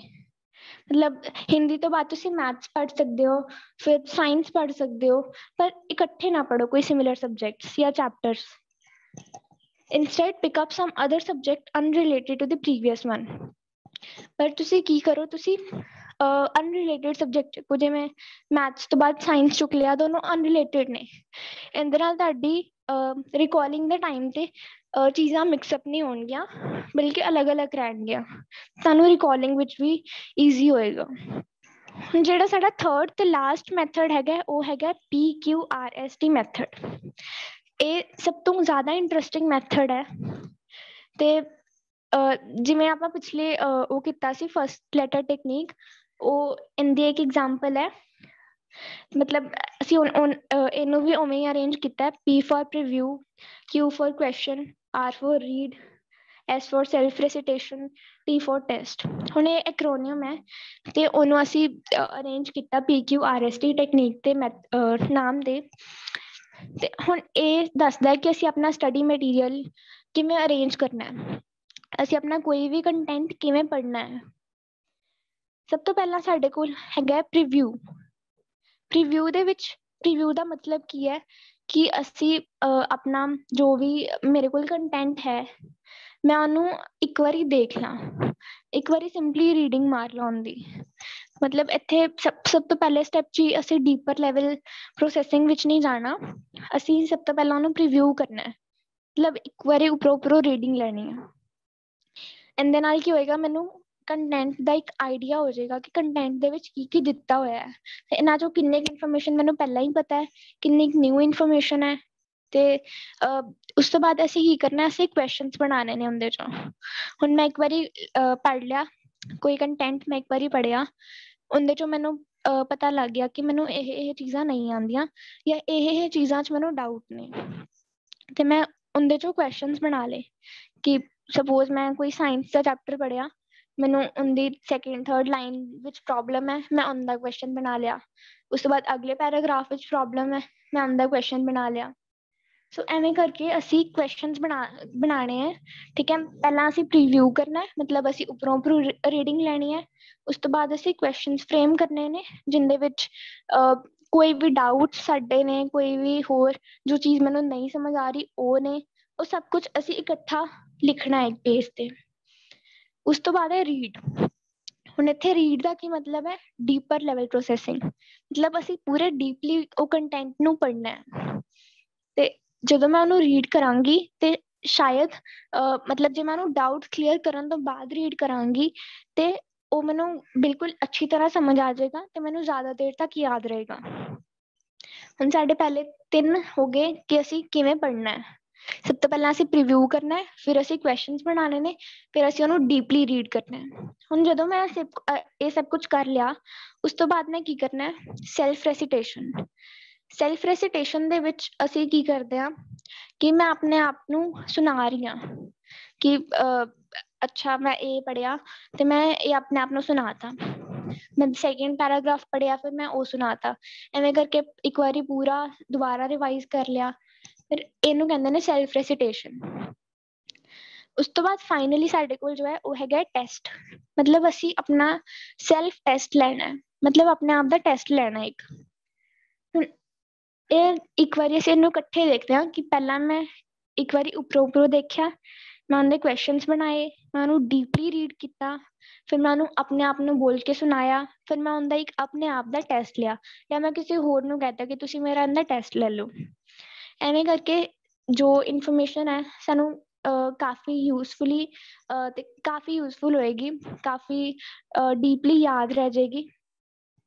ਤੇ ਅਸੀਂ ਇਹਨੂੰ ਔਰਲੀ ਜਾਂ ਕਿਸੇ ਵੀ ਤਰੀਕੇ ਨਾਲ ਟੈਸਟ ਆਪਣਾ ਲੈ ਸਕਦੇ ਹਾਂ, ਕਿਸੇ ਨੂੰ ਕਹਿ ਸਕਦੇ ਹਾਂ ਕਿ ਤੁਸੀਂ ਲੈ ਦਿਓ ਮੇਰਾ ਟੈਸਟ। ਇਹਦੇ ਵਿੱਚ ਥੋੜ੍ਹਾ ਟਾਈਮ ਵੱਧ ਜ਼ਰੂਰ ਲੱਗਦਾ ਹੈ, ਪਰ ਅਗਰ ਤੁਸੀਂ ਕਿਸੇ ਵੀ ਚੀਜ਼ ਨੂੰ ਬਿਲਕੁਲ ਅੱਛੀ ਤਰ੍ਹਾਂ ਸਮਝ ਕੇ ਕਰਨਾ, ਫਿਰ ਤੁਹਾਡੇ ਵਾਸਤੇ ਇਹ ਮੈਥਡ ਬੈਸਟ ਹੋਏਗਾ। ਤੇ ਇਹ ਸਾਡਾ ਸੀਗਾ PQRST ਮੈਥਡ। ਇਹਦੇ ਨਾਲ ਇਹਦੇ ਤੋਂ ਇਲਾਵਾ ਵੀ ਹੋਰ ਕਾਫੀ ਸਾਰੇ ਮੈਥਡਸ ਨੇ ਜਿਨ੍ਹਾਂ ਨੂੰ ਅਸੀਂ ਯੂਜ਼ ਕਰ ਸਕਦੇ ਹਾਂ ਆਪਣੀ ਮੈਮਰੀ ਨੂੰ ਐਨਹਾਂਸ ਕਰਨ ਲਈ। ਤੇ ਜਿਵੇਂ ਕਿ ਆਪਣਾ ਟਾਈਮ ਟੇਬਲ ਉਸ ਅਕੋਰਡਿੰਗ ਬਣਾ ਲਿਆ ਕਿ ਮੈਂ ਇਹ ਚੀਜ਼ਾਂ ਇਸ ਟਾਈਮ 'ਤੇ ਪੜ੍ਹਨੀਆਂ ਨੇ। ਉਸ ਤੋਂ ਬਾਅਦ ਮੈਂ ਆਪਣਾ ਰੋਜ਼ ਮੈਂ ਉਹਨੂੰ ਰਿਵਾਈਜ਼ ਕਰ ਰਹੀ ਹਾਂ ਹਰ ਚੈਪਟਰ ਨੂੰ। ਤੇ ਅਗਰ ਮੈਂ ਕਲਾਸ ਵਿੱਚ ਟੀਚਰ ਨੂੰ ਅੱਛੀ ਤਰ੍ਹਾਂ ਸੁਣ ਰਹੀ ਹਾਂ, ਉਹਦੇ ਨਾਲ ਵੀ ਮੇਰੀ ਮੈਮਰੀ ਕਾਫੀ ਐਨਹਾਂਸ ਹੋਏਗੀ, ਕਿਉਂਕਿ ਕਲਾਸਰੂਮ ਵਿੱਚ ਇੱਕ ਟੀਚਰ ਜਦੋਂ ਸਮਝਾਉਂਦੇ ਨੇ ਉਦੋਂ ਜੋ ਸਾਡੇ ਉਹਦੇ ਦਿਮਾਗ ਵਿੱਚ ਪੈਂਦਾ ਹੈ ਨਾ, ਕਿਉਂਕਿ ਅਸੀਂ ਆਡੀਓ ਨੂੰ ਬੜੀ ਛੇਤੀ ਸੁਣ ਲੈਂਦੇ ਹਾਂ, ਅਸੀਂ ਆਡੀਓ ਨੂੰ ਬੜੀ ਅੱਛੀ ਤਰ੍ਹਾਂ ਅਟੈਂਡ ਕਰ ਸਕਦੇ ਹਾਂ ਰਾਦਰ ਦੈਨ ਵਿਜ਼ੂਅਲ ਫਾਰਮ ਵਿੱਚ, ਅਗਰ ਸਾਡੇ ਕੋਲ ਕੋਈ ਇਨਫੋਰਮੇਸ਼ਨ ਹੋਏ। ਹੁਣ ਜਦੋਂ ਮੇਰੇ ਕੋਲ ਕੋਈ ਵੀ ਚੀਜ਼ ਮੈਂ ਕੰਨਾਂ ਨਾਲ ਸੁਣ ਰਹੀ ਹਾਂ ਤੇ ਉਹ ਮੇਰੇ ਦਿਮਾਗ ਵਿੱਚ ਜ਼ਿਆਦਾ ਦੇਰ ਤੱਕ ਰਹੇਗੀ। ਉਹਦੇ ਨਾਲ ਮੇਰੇ ਖਿਆਲ ਕਈਆਂ ਨਾਲ ਐਵੇਂ ਹੁੰਦਾ ਹੋਏਗਾ ਕਿ ਜਦੋਂ ਟੀਚਰ ਕੋਈ ਗੱਲ ਦੱਸਦੇ ਨੇ ਕਲਾਸ ਵਿੱਚ ਤੇ ਉਸ ਟਾਈਮ ਸ਼ਾਇਦ ਤੁਸੀਂ ਥੋੜੀ ਬਹੁਤ ਸੁਣਦੇ ਹੋ, ਹੈ ਨਾ, ਮਤਲਬ ਜ਼ਿਆਦਾ ਅਸੀਂ ਉਸ ਟਾਈਮ ਧਿਆਨ ਨਹੀਂ ਦਿੰਦੇ। ਪਰ ਸਪੋਜ਼ ਐਗਜ਼ਾਮ ਵਿੱਚ ਉਹੀ ਚੀਜ਼ ਆ ਗਈ, ਪਰ ਸਪੋਜ਼ ਤੁਹਾਨੂੰ ਥੋੜੀ ਯਾਦ ਹੈ ਕਿ ਟੀਚਰ ਨੇ ਇਹ ਪੁਆਇੰਟਸ ਦੱਸੇ ਸੀ, ਇਹ ਦੱਸਿਆ ਸੀ ਕਿ ਅਸੀਂ ਐਵੇਂ ਲਿਖਣਾ ਹੈ, ਤੇ ਉਹ ਥੋੜੀ ਇਨਫੋਰਮੇਸ਼ਨ ਵੀ ਨਾ, ਮਤਲਬ ਉਹਦੇ ਨਾਲ ਵੀ ਸਾਡਾ ਆਨਸਰ ਬਿਲਕੁਲ ਠੀਕ ਹੋ ਜਾਂਦਾ ਕਈ ਵਾਰੀ। ਤੇ ਐਵੇਂ ਟੀਚਰ ਨੂੰ ਕਲਾਸ ਵਿੱਚ ਅੱਛੀ ਤਰ੍ਹਾਂ ਸੁਣਨਾ, ਇਹ ਵੀ ਇੱਕ ਮੈਥਡ ਹੈਗਾ, ਜਾਂ ਕਹਿ ਸਕਦਾ ਇੱਕ ਟੈਕਨੀਕ ਹੈ ਜਿਹਦੇ ਨਾਲ ਅਸੀਂ ਆਪਣੀ ਮੈਮਰੀ ਨੂੰ ਐਨਹਾਂਸ ਕਰ ਸਕਦੇ ਹਾਂ। ਉਸ ਤੋਂ ਬਾਅਦ ਟਾਈਮ ਟੇਬਲ ਦੀ ਗੱਲ ਕੀਤੀ ਮੈਂ। ਟਾਈਮ ਟੇਬਲ ਵਿੱਚ ਅਸੀਂ ਕੀ ਕਰਨਾ ਕਿ ਅਸੀਂ ਸਿਮਿਲਰ ਸਬਜੈਕਟਸ ਇਕੱਠੇ ਨਹੀਂ ਪੜ੍ਹਨੇ, ਅਸੀਂ ਹਰ ਸਬਜੈਕਟ ਨੂੰ ਉਹਦੇ ਰਿਕੁਆਇਰਡ ਟਾਈਮ ਦੇਣਾ ਹੈ। ਹੁਣ ਮੈਥਸ, ਸਾਇੰਸ, SST ਇਹ ਸਾਰੇ ਟਾਈਮ ਕੰਜ਼ਿਊਮਿੰਗ ਸਬਜੈਕਟਸ ਨੇ, ਸਾਨੂੰ ਪਤਾ ਹੈ ਇਹਨਾਂ ਦੇ ਵੱਧ ਟਾਈਮ ਲੱਗੇਗਾ। ਹੁਣ ਇਹਨਾਂ ਨੂੰ ਮੈਂ ਅਗਰ ਥੋੜਾ ਟਾਈਮ ਦੇਵਾਂ, ਬਾਕੀ ਸਬਜੈਕਟਸ ਨੂੰ ਮੈਂ ਜ਼ਿਆਦਾ ਟਾਈਮ ਦੇ ਦਾਂ, ਫਿਰ ਉਹਦੇ ਨਾਲ ਸਾਡਾ ਬੈਲੈਂਸ ਜਿਹੜਾ ਹੈ ਉਹ ਵਿਗੜ ਜਾਏਗਾ। ਹੁਣ ਸਾਨੂੰ ਕੀ ਕਰਨਾ ਚਾਹੀਦਾ ਕਿ ਜਿਵੇਂ ਪੰਜਾਬੀ, ਹਿੰਦੀ, ਇੰਗਲਿਸ਼ ਇਹ ਤਿੰਨੋਂ ਕਾਫੀ ਘੱਟ ਟਾਈਮ ਵਿੱਚ ਅਸੀਂ ਕਵਰ ਕਰ ਸਕਦੇ ਹਾਂ। ਮੋਸਟਲੀ ਸਟੂਡੈਂਟਸ ਤਾਂ ਐਂਡ ਤੇ ਜਾ ਕੇ ਇਹਨਾਂ ਨੂੰ ਪੜ੍ਹਦੇ ਨੇ, ਤੇ ਬਾਕੀ ਸਬਜੈਕਟ ਜਿਵੇਂ ਸਾਇੰਸ ਹੋ ਗਿਆ, SST ਹੋ ਗਿਆ, ਇਹਨਾਂ ਨੂੰ ਅਸੀਂ ਆਪਣੇ ਸ਼ੈਡਿਊਲ ਵਿੱਚ ਪੂਰਾ ਜਿੰਨਾ ਇਹਨਾਂ ਨੂੰ ਟਾਈਮ ਚਾਹੀਦਾ ਹੈ ਉਹਨਾਂ ਟਾਈਮ ਦਈਏ। ਇਹਦੇ ਨਾਲ ਇੱਕ ਤਾਂ ਐਂਡ ਤੇ ਜਾ ਕੇ ਨਾ ਕਿਓਸ ਨਹੀਂ ਹੋਏਗਾ, ਕਨਫਿਊਜ਼ਨ ਨਹੀਂ ਹੋਏਗੀ ਕਿ ਮੈਂ ਕੀ ਪੜ੍ਹਿਆ ਸੀ, ਕੀ ਪੜ੍ਹਨਾ ਰਹਿ ਗਿਆ, ਤੇ ਇਹਦੇ ਨਾਲ ਸਾਨੂੰ ਜ਼ਿਆਦਾ ਦੇਰ ਤੱਕ ਯਾਦ ਰਹੇਗਾ। ਤੇ ਇਹ ਕੁਛ ਮੈਮਰੀ ਇਨਕਰੀਜ਼ਿੰਗ ਟੈਕਨੀਕ ਸੀਗੀਆਂ। ਹੋਪ ਤੁਹਾਨੂੰ ਸਾਰਿਆਂ ਨੂੰ ਵਾਸਤੇ ਇਹ ਹੈਲਪਫੁਲ ਹੋਣਗੀਆਂ। ਹੁਣ ਅਗਰ ਕਿਸੇ ਦੇ ਕੋਈ ਕੁਐਸਚਨਸ ਨੇ ਤਾਂ ਪਲੀਜ਼ ਦੱਸ ਸਕਦੇ ਹੋ ਜੀ। ਵਾਹਿਗੁਰੂ ਜੀ ਕਾ ਖਾਲਸਾ, ਵਾਹਿਗੁਰੂ ਜੀ ਕੀ ਫਤਿਹ। ਹਾਂਜੀ, ਵਾਹਿਗੁਰੂ ਜੀ ਕਾ ਖਾਲਸਾ, ਵਾਹਿਗੁਰੂ ਜੀ ਕੀ ਫਤਿਹ ਜੀ। ਹਾਂਜੀ ਦੀਦੀ, ਤੁਹਾਡਾ ਬਹੁਤ ਥੈਂਕ ਯੂ, ਤੁਸੀਂ ਬਹੁਤ ਵਧੀਆ ਸੈਸ਼ਨ ਲਿਆ। ਅਤੇ ਮੈਂ ਵੀ ਨਾ ਆਪਣਾ ਇੱਕ ਦੱਸਣਾ ਚਾਹੁੰਦੀ ਸੀਗੀ ਕਿ ਪਹਿਲਾਂ ਮੈਨੂੰ ਵੀ ਬਹੁਤ ਇੱਦਾਂ ਪ੍ਰੋਬਲਮ ਆਉਂਦੀ ਸੀਗੀ ਵੀ ਜਦੋਂ ਮੈਂ ਕੋਈ ਚੀਜ਼ ਨਾ ਪੜ੍ਹਦੀ ਸੀਗੀ ਅਤੇ ਮੈਂ ਥੋੜ੍ਹੀ ਦੇਰ ਬਾਅਦ ਇੱਦਾਂ ਹੀ ਭੁੱਲ ਜਾਂਦੀ ਸੀ। ਅਤੇ ਫਿਰ ਨਾ ਜਦੋਂ ਮੈਨੂੰ ਵੀ ਮਤਲਬ ਟੈਕਨੀਕ ਬਾਰੇ ਪਤਾ ਲੱਗਿਆ ਸੀ ਵੀ ਆਪਾਂ ਇੱਦਾਂ ਚੀਜ਼ ਨੂੰ ਰਿਲੇਟ ਕਰਕੇ ਪੜ੍ਹਦੇ ਨਾ ਬਹੁਤ ਜਲਦੀ ਯਾਦ ਹੁੰਦਾ ਹੈ। ਅਤੇ ਜਿਵੇਂ ਨਾ ਇੱਕ ਵਾਰ ਮੈਂ ਸਾਇੰਸ ਦਾ ਕੋਈ ਟੋਪਿਕ ਪੜ੍ਹ ਰਹੀ ਸੀ ਅਤੇ ਉਹਦੇ ਵਿੱਚ ਨਾ ਮੈਨੂੰ ਰਿਐਕਟੀਵਿਟੀ ਸੀਰੀਜ਼ ਸੀਗੀਆਂ, ਉਹ ਨਾ ਜੋ ਸੀਰੀਜ਼ ਸੀ ਉਹ ਮੈਨੂੰ ਲਰਨ ਨਹੀਂ ਹੋ ਰਹੀਆਂ ਸੀਗੀਆਂ, ਅਤੇ ਮੈਂ ਨਾ ਉਹਦੀ ਨਾ ਇੱਕ ਸੈਂਟੈਂਸ ਬਣਾ ਲਈ। ਉਹਦੇ ਜਿਹੜੇ ਫਸਟ ਲੈਟਰ ਸੀਗੇ ਨਾ, ਮੈਨੂੰ ਬਹੁਤ ਜਲਦੀ ਮੈਨੂੰ ਹੁਣ ਤੱਕ ਯਾਦ ਨੇ। ਅਤੇ ਉਸ ਤੋਂ ਬਾਅਦ ਹੀ ਕੱਲ੍ਹ ਜਿਵੇਂ ਮੈਂ ਵੀ ਕੱਲ੍ਹ ਚੈਪਟਰ ਪੜ੍ਹ ਰਹੀ ਸੀ ਕੈਮਿਸਟਰੀ ਦਾ, ਅਤੇ ਉਹਦੇ ਵਿੱਚ ਮੈਂ ਕੋਈ ਯੂਨਿਟਸ ਮੈਨੂੰ ਲਰਨ ਕਰਨੀਆਂ ਸੀ, ਬਟ ਮੇਰੇ ਤੋਂ ਹੋਈਆਂ ਨਹੀਂ। ਅਤੇ ਫਿਰ ਬਾਅਦ ਵਿੱਚ ਜਦੋਂ ਮੈਂ ਇਹਨੂੰ ਰਿਲੇਟ ਕਰਕੇ ਪੜ੍ਹਿਆ ਤਾਂ ਮੈਨੂੰ ਬਹੁਤ ਜਲਦੀ ਯਾਦ ਹੋ ਗਿਆ। ਤੇ ਦੀ ਥੈਂਕ ਯੂ, ਬਹੁਤ ਵਧੀਆ ਟੋਪਿਕ ਸੀ ਤੁਹਾਡਾ, ਸੈਸ਼ਨ ਬਹੁਤ ਵਧੀਆ ਸੀ। ਵਾਹਿਗੁਰੂ ਜੀ ਕਾ ਖਾਲਸਾ, ਵਾਹਿਗੁਰੂ ਜੀ ਕੀ ਧੰਨਵਾਦ ਫਤਿਹ। ਜੀ। ਵਾਹਿਗੁਰੂ ਜੀ ਕਾ ਖਾਲਸਾ, ਵਾਹਿਗੁਰੂ ਜੀ ਕੀ ਫਤਿਹ। ਜਿਵੇਂ ਇਹਨਾਂ ਨੇ ਕਿਹਾ ਨਾ ਰਿਐਕਟੀਵਿਟੀ ਸੀਰੀਜ਼ ਐਵੇਂ ਕਰਕੇ ਯਾਦ ਕੀਤੀ, ਇਹ ਅਸੀਂ ਸਾਰਿਆਂ ਨੇ ਐਵੇਂ ਕਰਕੇ ਯਾਦ ਕੀਤੀ ਹੋਈ ਹੈ। ਮਤਲਬ 10th ਕਲਾਸ ਵਿੱਚ ਸਾਡੇ ਟੀਚਰਸ ਨੇ ਹੀ ਕਹਿਤਾ ਸੀ ਤੁਸੀਂ ਐਵੇਂ ਕਰਕੇ ਯਾਦ ਕਰੋਗੇ ਤਾਂ ਤੁਹਾਨੂੰ ਯਾਦ ਰਹੇਗਾ। ਮੈਨੂੰ ਹੁਣ ਤੱਕ ਕੋਈ ਯਾਦ ਹੈ। ਜਿਵੇਂ ਮੈਥਸ ਵਿੱਚ ਵੀ ਟ੍ਰਿਗਨੋਮੈਟਰੀ ਦਾ ਇੱਕ ਫਾਰਮੂਲਾ ਹੈਗਾ, ਉਹਨੂੰ ਨਾ ਸਾਨੂੰ ਐਵੇਂ ਕਰਕੇ ਯਾਦ ਕਰਵਾਇਆ ਸੀ ਕਿ ਪੰਡਿਤ ਬਦਰੀ ਪ੍ਰਸਾਦ ਐਵੇਂ ਕਰਕੇ ਕੁਛ ਯਾਦ ਕਰਵਾਇਆ ਸੀਗਾ। ਤੇ ਉਹ ਹੁਣ ਮੇਰੇ ਕੋਲ ਅੱਜ ਮੈਥਸ ਸਬਜੈਕਟ ਨਹੀਂ ਲਿਆ, ਪਰ ਮੈਨੂੰ ਨਾ ਉਹਦੇ ਕੋਈ ਵੀ ਕੁਐਸਚਨ ਆ ਜਾਏ ਨਾ ਮੈਂ ਉਹਨੂੰ ਬੜੀ ਈਜ਼ੀਲੀ ਸੋਲਵ ਕਰ ਲੈਂਦੀ ਹਾਂ, ਕਿਉਂਕਿ ਮੈਨੂੰ ਫਾਰਮੂਲਾਜ਼ ਪਤਾ ਨੇ। ਮੈਨੂੰ ਉਹ ਦਿਮਾਗ ਵਿੱਚ ਮੇਰੇ ਚੀਜ਼ ਹੈਗੀ ਹੈ ਕਿ ਮੈਨੂੰ ਟੀਚਰ ਨੇ ਇਹ ਦੱਸਿਆ ਸੀ। ਸੋ ਇਹ ਬਹੁਤ ਹੈਲਪਫੁਲ ਹੁੰਦਾ ਹੈ। ਧੰਨਵਾਦ ਜੀ ਆਪਣਾ ਐਕਸਪੀਰੀਅੰਸ ਸ਼ੇਅਰ ਕਰਨ ਲਈ। ਵਾਹਿਗੁਰੂ ਜੀ ਕਾ ਖਾਲਸਾ, ਵਾਹਿਗੁਰੂ ਜੀ ਕੀ ਵਾਹਿਗੁਰੂ ਜੀ ਕਾ ਫਤਿਹ। ਖਾਲਸਾ, ਵਾਹਿਗੁਰੂ ਜੀ ਕੀ ਫਤਿਹ। ਜਿਵੇਂ ਸਾਨੂੰ ਕੋਈ ਕੁਐਸਚਨ ਯਾਦ ਨਹੀਂ ਹੁੰਦਾ ਤਾਂ ਸਾਨੂੰ ਉਸਨੂੰ ਸਟੋਰੀ ਬਣਾ ਕੇ ਯਾਦ ਕਰ ਲੈਣਾ ਚਾਹੀਦਾ ਹੈ। ਵਾਹਿਗੁਰੂ ਜੀ ਕਾ ਖਾਲਸਾ, ਵਾਹਿਗੁਰੂ ਜੀ ਕੀ ਫਤਿਹ। ਹਾਂਜੀ, ਐਵੇਂ ਵੀ ਪੋਸੀਬਲ ਹੈ ਕਿ ਮਤਲਬ ਜਿਵੇਂ ਇੰਗਲਿਸ਼ ਦੇ ਕੋਈ ਕੁਐਸਚਨਸ ਨੇ, ਮਤਲਬ ਇੰਗਲਿਸ਼ ਅਗਰ ਮੈਨੂੰ ਨਾ ਪਹਿਲਾਂ ਇੰਗਲਿਸ਼ ਦੇ ਕੁਐਸਚਨਸ ਮੈਂ ਪਹਿਲਾਂ ਯਾਦ ਕਰਦੀ ਸੀ ਛੋਟੇ ਹੁੰਦਿਆਂ, ਤੇ ਹੁਣ ਜਦੋਂ ਮੈਂ ਵੱਡੀਆਂ ਕਲਾਸਿਸ ਵਿੱਚ ਆਈ ਤੇ ਮਤਲਬ ਇੱਕ ਵਾਰੀ ਨਾ ਸਿਰਫ ਮੈਂ ਇੱਕ ਚੈਪਟਰ ਦੀ ਰੀਡਿੰਗ ਲੈਂਦੀ ਹਾਂ, ਮਤਲਬ ਉਹਨੂੰ ਡੀਪਲੀ ਇੱਕ ਵਾਰੀ ਰੀਡ ਕਰ ਲੈਂਦੀ ਹਾਂ, ਤੇ ਉਸ ਤੋਂ ਬਾਅਦ ਕੁਐਸਚਨਸ ਤੇ ਆਨਸਰਸ ਆਪਣੇ ਆਪ ਹੀ ਯਾਦ ਹੋ ਜਾਂਦੇ ਨੇ, ਕਿਉਂਕਿ ਸਾਨੂੰ ਸਟੋਰੀ ਕਲੀਅਰ ਹੁੰਦੀ ਹੈ, ਸਾਨੂੰ ਕਨਸੈਪਟ ਕਲੀਅਰ ਹੁੰਦਾ ਹੈ। ਇਸ ਕਰਕੇ ਡੀਪਰ ਲੈਵਲ ਪ੍ਰੋਸੈਸਿੰਗ ਦਾ ਇਹੀ ਮੇਨ ਕਨਸੈਪਟ ਸੀਗਾ ਕਿ ਅਸੀਂ ਕਨਸੈਪਟ ਸਮਝਿਆ ਹੋਏ ਤੇ ਸਾਨੂੰ ਕੋਈ ਵੀ ਟਾਈਪ ਦਾ ਕੁਐਸਚਨ ਆ ਜਾਏ ਨਾ, ਅਸੀਂ ਈਜ਼ੀਲੀ ਸੋਲਵ ਕਰ ਲੈਂਦੇ ਹਾਂ ਉਹਨੂੰ। ਵਾਹਿਗੁਰੂ ਜੀ ਕਾ ਖਾਲਸਾ, ਵਾਹਿਗੁਰੂ ਜੀ ਕੀ ਫਤਿਹ ਜੀ। ਮੇਰਾ ਨਾ ਜੀ ਇੱਕ ਸਵਾਲ ਸੀਗਾ ਵੀ ਜਿਵੇਂ ਲੋਕ ਕਹਿੰਦੇ ਨੇ ਵੀ ਸਾਨੂੰ ਸੁਬਾਹ ਉੱਠ ਕੇ ਬਦਾਮ ਖਾਣੇ ਚਾਹੀਦੇ ਨੇ, ਇਹ ਵੱਖ-ਵੱਖ ਚੀਜ਼ਾਂ ਖਾਣੀਆਂ ਚਾਹੀਦੀਆਂ ਨੇ ਜਿਸ ਨਾਲ ਸਾਡਾ ਦਿਮਾਗ ਤੇਜ਼ ਹੋ ਸਕਦਾ, ਕੀ ਏਦਾਂ ਹੁੰਦਾ ਜੀ? ਇਹ ਮਤਲਬ ਕੁਝ ਐਕਸਟੈਂਟ ਤੱਕ ਸਾਨੂੰ ਯਾਦ ਮਤਲਬ ਉਹਦੇ ਨਾਲ ਕੀ ਹੁੰਦਾ, ਅਸੀਂ ਮੈਂਟਲੀ ਪੂਰੇ ਫਿੱਟ ਰਹਿੰਦੇ ਆ, ਕਿ ਮਤਲਬ ਅਗਰ ਮੈਂ ਪੂਰੀ ਪ੍ਰੋਪਰ ਡਾਈਟ ਲੈ ਰਹੀ ਹਾਂ ਤੇ ਉਹਦੇ ਨਾਲ ਮੈਂ ਆਪਣੇ ਫਿਜ਼ੀਕਲੀ ਮੈਂ ਉਹਦੇ ਨਾਲ ਫਿੱਟ ਰਵਾਂਗੀ, ਉਹਦੇ ਨਾਲ ਮੇਰਾ ਦਿਮਾਗ ਜ਼ਿਆਦਾ ਕੰਮ ਕਰੇਗਾ। ਤੇ ਅਗਰ ਸੁਬਾਹ ਉੱਠਣ ਦੀ ਗੱਲ ਕਰੀਏ ਕਿ ਸੁਬਾਹ ਉੱਠ ਕੇ ਅਗਰ ਮੈਂ ਯਾਦ ਕਰ ਰਹੀ ਹਾਂ, ਤੇ ਮੈਂ ਖੁਦ ਜਦੋਂ ਮੇਰੇ ਐਗਜ਼ਾਮ ਹੁੰਦੇ ਨੇ, ਮੈਂ 3-4 ਵਜੇ ਉੱਠ ਕੇ ਆਪਣੀ ਸਟੱਡੀ ਕਰਦੀ ਹਾਂ, ਤੇ ਉਹਦੇ ਨਾਲ ਤਾਂ ਮੈਨੂੰ ਯਾਦ ਰਹਿ ਜਾਂਦਾ ਹੈ। ਬਦਾਮਾਂ ਵਾਲੀ ਗੱਲ ਇਸ ਕਰਕੇ ਇੰਪੋਰਟੈਂਟ ਹੈ ਕਿਉਂਕਿ ਇਹ ਸਾਡੀ ਫਿਜ਼ੀਕਲ ਹੈਲਥ ਵਾਸਤੇ ਇੰਪੋਰਟੈਂਟ ਹੈ। ਜਦ ਤੱਕ ਅਸੀਂ ਫਿਜ਼ੀਕਲੀ ਹੈਲਦੀ ਨਹੀਂ ਹੋਵਾਂਗੇ, ਉਦੋਂ ਤੱਕ ਅਸੀਂ ਮੈਂਟਲੀ ਹੈਲਦੀ ਨਹੀਂ ਹੋ ਸਕਦੇ। ਵਾਹਿਗੁਰੂ ਜੀ ਕਾ ਖਾਲਸਾ, ਵਾਹਿਗੁਰੂ ਜੀ ਕੀ ਫਤਿਹ ਜੀ। ਵਾਹਿਗੁਰੂ ਜੀ ਕੀ ਫਤਿਹ ਜੀ। ਮੇਰਾ ਇੱਕ ਸੁਜੈਸ਼ਨ ਸੀ, ਮਤਲਬ ਆਪਾਂ ਕਿਸੇ ਆਪਦੇ ਨਾਲ ਕਲਾਸਮੇਟ ਦੇ ਨੂੰ ਮਤਲਬ ਉਹਨੂੰ ਸਮਝਾ ਕੇ ਵੀ ਆਪਾਂ ਜ਼ਿਆਦਾ ਟਾਈਮ ਤੱਕ ਯਾਦ ਰੱਖ ਸਕਦੇ ਹਾਂ ਜੀ। ਹਾਂਜੀ ਬਿਲਕੁਲ ਜੀ, ਇਹਦੇ ਨਾਲ ਸਾਡੇ ਖੁਦ ਦੇ ਕਨਸੈਪਟਸ ਵੀ ਬਹੁਤ ਜ਼ਿਆਦਾ ਕਲੀਅਰ ਹੁੰਦੇ ਨੇ। ਜਦੋਂ ਮੈਂ ਜਦੋਂ 10th ਕਲਾਸ ਵਿੱਚ ਸੀ ਨਾ, ਉਦੋਂ ਮੈਂ ਤੇ ਮੇਰੀਆਂ ਕੁਝ ਫਰੈਂਡਸ ਨਾ ਅਸੀਂ ਇਕੱਠੇ ਪੜ੍ਹਦੇ ਹੁੰਦੇ ਸੀ। ਮਤਲਬ ਕਲਾਸ ਵਿੱਚ ਅਗਰ ਕੋਈ ਫ੍ਰੀ ਪੀਰੀਅਡ ਹੁੰਦਾ ਸੀ ਨਾ, ਤੇ ਮੈਂ ਹਿਸਟਰੀ ਵਿੱਚ ਅੱਛੀ ਸੀ, ਮਤਲਬ ਮੈਂ ਉਹਨੂੰ ਕਹਿੰਦੀ ਸੀ ਕਿ ਮੈਂ ਤੈਨੂੰ ਹਿਸਟਰੀ ਦਾ ਇਹ ਚੈਪਟਰ ਕਰਵਾ ਦਿੰਦੀ ਹਾਂ, ਤੇ ਐਵੇਂ ਕਰਕੇ ਮੇਰੇ ਖੁਦ ਦੇ ਕਨਸੈਪਟ ਇੰਨੇ ਕਲੀਅਰ ਹੋ ਗਏ ਐਂਡ ਤੱਕ ਆਉਂਦਿਆਂ, ਤੇ ਉਹਦੇ ਕਰਕੇ ਮੇਰਾ ਸਕੋਰ ਵੀ ਕਾਫੀ ਅੱਛਾ ਸੀ। ਦੂਜਿਆਂ ਨੂੰ ਪੜ੍ਹਾਉਣ ਨਾਲ ਵੀ ਸਾਨੂੰ ਬਹੁਤ ਹੁੰਦਾ ਹੈ, ਖੁਦ ਨੂੰ ਵੀ ਯਾਦ ਰਹਿੰਦਾ ਜ਼ਿਆਦਾ ਦੇਰ ਤੱਕ। ਧੰਨਵਾਦ ਜੀ।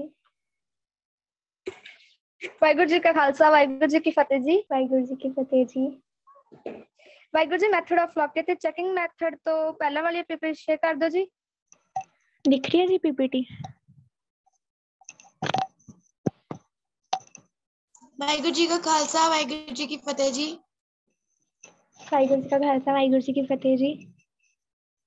ਜੀ ਤੁਹਾਡਾ ਬਹੁਤ ਬਹੁਤ ਧੰਨਵਾਦ, ਤੁਸੀਂ ਸਾਨੂੰ ਇੰਨੀ ਵਧੀਆ ਸਾਨੂੰ ਇੰਨੀ ਤਰੀਕੇ ਨਾਲ ਸਮਝਾਇਆ ਜੀ। ਸਾਨੂੰ ਇਹ ਪਹਿਲਾਂ ਵੀ ਸਮਝਾਇਆ ਗਿਆ, ਪਹਿਲਾਂ ਇੰਨਾ ਵਧੀਆ ਨਹੀਂ ਸੀ ਸਮਝ ਆਇਆ ਜਿੰਨਾ ਤੁਸੀਂ ਸਮਝਾਇਆ। ਤੁਹਾਡਾ ਬਹੁਤ ਬਹੁਤ ਧੰਨਵਾਦ। ਧੰਨਵਾਦ ਜੀ, ਧੰਨਵਾਦ। ਹੋਰ ਕਿਸੇ ਦੇ ਕੁਐਸਚਨਸ ਹੈਗੇ ਨੇ ਜੀ? ਵਾਹਿਗੁਰੂ ਜੀ ਕਾ ਖਾਲਸਾ, ਵਾਹਿਗੁਰੂ ਜੀ ਕੀ ਫਤਿਹ। ਵਾਹਿਗੁਰੂ ਜੀ ਕਾ ਖਾਲਸਾ, ਵਾਹਿਗੁਰੂ ਜੀ ਕੀ ਫਤਿਹ ਜੀ। ਦੀਦੀ ਜੀ ਤੁਹਾਡਾ ਬਹੁਤ ਬਹੁਤ ਧੰਨਵਾਦ, ਤੁਸੀਂ ਸਾਨੂੰ ਇੰਨੀ ਵਧੀਆ ਟੈਕਨੀਕਸ ਦੱਸੀਆਂ। ਦੀਦੀ ਤੁਸੀਂ ਮੈਨੂੰ ਫਸਟ ਲੈਟਰ ਟੈਕਨੀਕ ਦੁਬਾਰਾ ਐਕਸਪਲੇਨ ਕਰ ਸਕਦੇ? ਫਸਟ ਟੈਕਨੀਕ ਸਮਝਣੀ ਹੈ ਤੁਸੀਂ? First letter technique. First letter technique, ਅੱਛਾ ਜੀ। ਫਸਟ ਲੈਟਰ ਟੈਕਨੀਕ ਦੇ ਵਿੱਚ ਅਸੀਂ ਕੀ ਕਰਦੇ ਹਾਂ ਕਿ ਸਪੋਜ਼ ਤੁਸੀਂ ਕੋਈ ਵਰਡ ਮਤਲਬ ਤੁਸੀਂ 5-6 ਲੈਟਰਸ ਯਾਦ ਕਰਨੇ ਨੇ, ਸੌਰੀ ਵਰਡਸ ਯਾਦ ਕਰਨੇ ਨੇ। ਹੁਣ ਜਿਵੇਂ ਸਾਡੇ ਕੋਲ ਸਭ ਤੋਂ ਪਹਿਲਾਂ ਅਸੀਂ ਮੋਸਟਲੀ ਲੈਂਦੇ ਹਾਂ ਕਿ ਅਸੀਂ ਰੇਨਬੋ ਦੇ ਕਲਰਸ ਯਾਦ ਕਰਨੇ ਨੇ, ਤੇ ਅਗਰ ਮੈਂ ਪਹਿਲਾਂ ਐਵੇਂ ਕਰਾਂ ਕਿ ਵਿਬਗਿਓਰ ਆਇਆ ਫਿਰ ਇੰਡੀਗੋ ਆਇਆ, ਐਵੇਂ ਕਰਕੇ ਯਾਦ ਕਰਾਂ ਤੇ ਮੈਨੂੰ ਯਾਦ ਨਹੀਂ ਰਹੇਗਾ ਜ਼ਿਆਦਾ ਦੇਰ। ਤੇ ਉਸ ਤੋਂ ਇਲਾਵਾ ਮੈਂ ਕੀ ਕਰ ਸਕਦੀ ਹਾਂ, ਮਤਲਬ ਐਵੇਂ ਅਗਰ ਮੈਨੂੰ ਯਾਦ ਹੁੰਦੇ ਨੇ ਠੀਕ ਹੈ, ਅਗਰ ਨਹੀਂ ਹੁੰਦੇ ਤੇ ਮੈਂ ਕੀ ਕਰ ਸਕਦੀ ਹਾਂ, ਵਿਬਗਿਓਰ ਚੋਂ ਮੈਂ ਵੀ ਲੈ ਲਿਆ, ਠੀਕ ਹੈ, ਉਸ ਤੋਂ ਬਾਅਦ ਇੰਡੀਗੋ ਚੋਂ ਮੈਂ ਆਈ ਲੈ ਲਿਆ।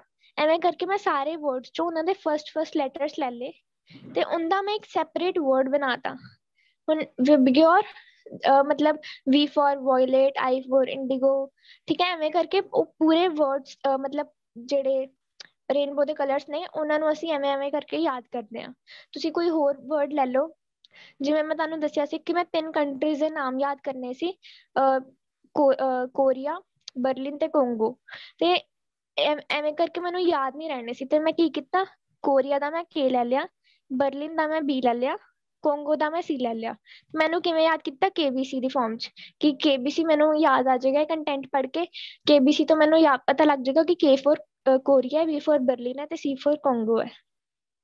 ਇਵੇਂ ਕਰਕੇ ਅਸੀਂ ਇਹਨੂੰ ਯੂਜ਼ ਕਰਦੇ ਹਾਂ। ਵਾਹਿਗੁਰੂ ਜੀ ਕਾ ਖਾਲਸਾ, ਵਾਹਿਗੁਰੂ ਜੀ ਕੀ ਫਤਿਹ ਜੀ।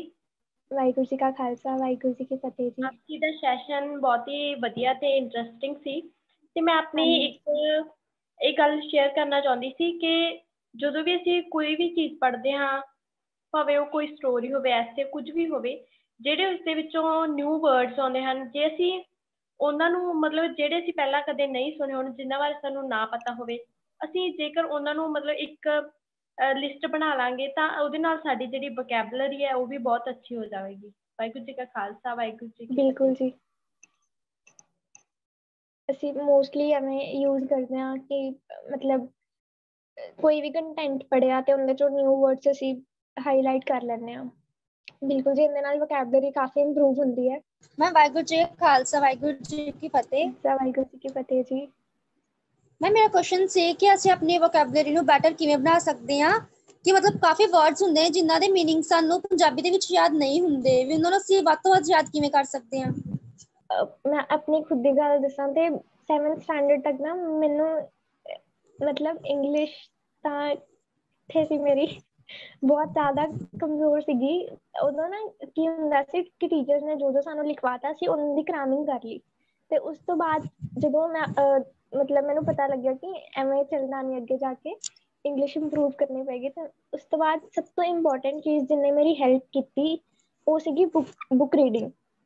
ਮੈਂ ਕਾਫੀ ਬੁੱਕਸ ਰੀਡ ਕਰਨੀਆਂ ਸਟਾਰਟ ਕੀਤੀਆਂ, ਲਾਇਬ੍ਰੇਰੀ ਚੋਂ ਬੁੱਕਸ ਲਈਆਂ, ਉਹਦੇ ਚੋਂ ਨਿਊ ਵਰਡਸ ਲੱਭੇ, ਕ੍ਰੋਮ ਤੇ ਕਾਫੀ ਬੁੱਕਸ ਮਿਲਦੀਆਂ ਨੇ।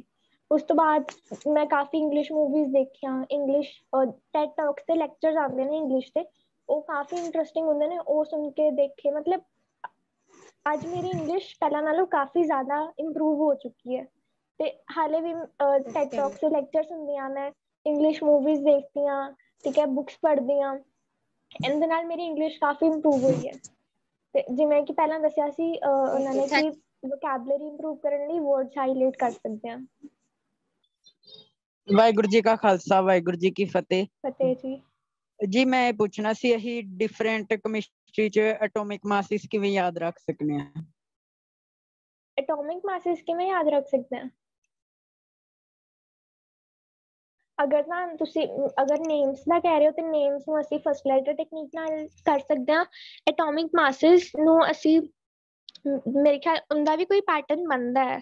ਐਟੋਮਿਕ ਮਾਸਿਸ ਨੂੰ ਮੈਂ ਸ਼ਾਇਦ ਇੱਕ ਪੈਟਰਨ ਬਣਾ ਕੇ ਮੈਂ ਉਹਨੂੰ ਯਾਦ ਕੀਤਾ ਸੀ।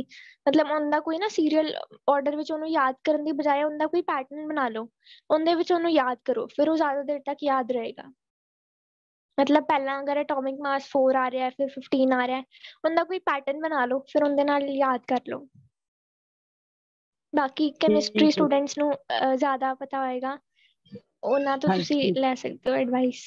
ਵਾਹਿਗੁਰੂ ਜੀ ਕਾ ਖਾਲਸਾ ਵਾਹਿਗੁਰੂ ਜੀ ਕੀ ਫਤਿਹ। ਵਾਹਿਗੁਰੂ ਜੀ ਕਾ ਖਾਲਸਾ ਵਾਹਿਗੁਰੂ ਜੀ ਕੀ ਫਤਿਹ। ਫਤਿਹ ਜੀ। ਜਿਵੇਂ ਦੀ ਤੁਸੀਂ ਪਹਿਲਾਂ ਦੱਸਿਆ ਸੀ ਹਨਾ, ਮੈਥ ਦੇ ਜਿਹੜੇ ਟ੍ਰਿਗਨੋਮੈਟਰੀ ਦੇ ਫਾਰਮੂਲਾਜ਼ ਹੁੰਦੇ ਨੇਗੇ, ਉਹਨਾਂ ਦਾ ਵੀ ਮੈਥਡ ਹੈਗਾ ਗਾ, ਪੰਡਿਤ ਬਦਰੀ ਪ੍ਰਸ਼ਾਦ ਹਰ ਹਰ ਬੋਲੇ। ਹਾਂਜੀ ਹਾਂਜੀ ਹਾਂ, ਤੇ ਇੱਕ ਮੈਂ ਬਸ ਐਵੇਂ ਕਹਿਣਾ ਸੀਗਾ ਵੀ ਜੋ ਤੁਸੀਂ ਦੱਸਿਆ ਬਹੁਤ ਵਧੀਆ ਸੀਗਾ, ਤੇ ਸਾਰੀ ਕਲਾਸ ਬਹੁਤ ਵਧੀਆ ਲੱਗੀ। ਤੇ ਆਪਾਂ ਇੱਕ ਹੋਰ ਤਰੀਕੇ ਨਾਲ ਵੀ ਯਾਦ ਕਰ ਸਕਦੇ ਹਾਂ, ਆਪਾਂ ਬਾਰ-ਬਾਰ ਲਿਖੀਏ ਉਸੇ ਕੁਐਸਚਨ ਨੂੰ ਜੋ ਆਪਾਂ ਨੂੰ ਯਾਦ ਨਹੀਂ ਹੁੰਦਾ ਗਾ, ਨਾਲੇ ਉਹਦੇ ਨਾਲ ਆਪਣੀ ਰਾਈਟਿੰਗ ਵੀ ਵਧੀਆ ਹੋਵੇਗੀ। ਹਾਂਜੀ ਹੋ ਸਕਦਾ ਹੈ, ਪਰ ਜਦੋਂ ਲੋਕਡਾਊਨ ਜਦੋਂ ਸਟਾਰਟ ਹੋਇਆ ਸੀ ਨਾ, ਉਦੋਂ ਮੈਨੂੰ ਕਾਫੀ ਜ਼ਿਆਦਾ ਆਦਤ ਪੈ ਗਈ ਸੀ ਕਿ ਮੈਂ ਹਰ ਚੀਜ਼ ਮੈਂ ਅਗਰ ਯਾਦ ਕਰਨੀ ਹੈ ਨਾ, ਮੈਂ ਲਿਖ ਲਿਖ ਕੇ ਯਾਦ ਕਰਨੀ ਹੈ। ਉਹਦੇ ਨਾਲ ਕੀ ਹੁੰਦਾ ਸੀ, ਮੈਨੂੰ ਬਸ ਇਹ ਹੁੰਦਾ ਸੀ ਕਿ ਮੈਂ ਲਿਖਣਾ ਹੈ।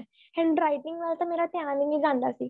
ਹੋ ਸਕਦਾ ਬਹੁਤ ਲੋਕਾਂ ਦੇ ਹੈਂਡ ਰਾਈਟਿੰਗ ਇੰਪਰੂਵ ਹੋਵੇ, ਪਰ ਐਵੇਂ ਹੀ ਹੁੰਦਾ ਕਿ ਅਸੀਂ ਸਿਰਫ ਯਾਦ ਕਰਨ ਤੇ ਧਿਆਨ ਦਿੰਦੇ ਹਾਂ, ਅਸੀਂ ਰਾਈਟਿੰਗ ਤੇ ਧਿਆਨ ਨਹੀਂ ਦਿੰਦੇ ਉਸ ਟਾਈਮ ਫਿਰ। ਤੇ ਉਹਦੇ ਨਾਲ ਨਾ ਉਹਦੇ ਨਾਲੋਂ ਅਸੀਂ ਆਪਣੇ ਮਤਲਬ ਸੈਲਫ ਰਿਸਾਈਟ ਕਰ ਲਈਏ, ਉਹ ਜ਼ਿਆਦਾ ਬੈਨੀਫਿਸ਼ੀਅਲ ਹੈ। ਸੈਲਫ ਰਿਸੀਟੇਸ਼ਨ ਨਾਲ ਟਾਈਮ ਘੱਟ ਲੱਗਦਾ ਹੈ, ਤੇ ਮਤਲਬ ਉਹਦੇ ਨਾਲ ਕੋਈ ਅਸੀਂ ਬਾਕੀ ਚੀਜ਼ਾਂ ਤੇ ਵੀ ਟਾਈਮ ਡਿਵੋਟ ਕਰ ਸਕਦੇ ਹਾਂ। ਰਾਈਟਿੰਗ ਨਾਲੋਂ ਮੈਂ ਓਰਲ ਪੜ੍ਹਨਾ ਓਰਲੀ ਕੁਝ ਕਰਨਾ ਜ਼ਿਆਦਾ ਪ੍ਰੈਫਰ ਕਰਦੀ ਹਾਂ। ਬਾਕੀ ਹੋ ਸਕਦਾ ਰਿਟਨ ਕਰਕੇ ਵੀ ਬਹੁਤ ਅੱਛਾ ਮੈਥਡ ਹੈਗਾ ਇਹ ਵੀ।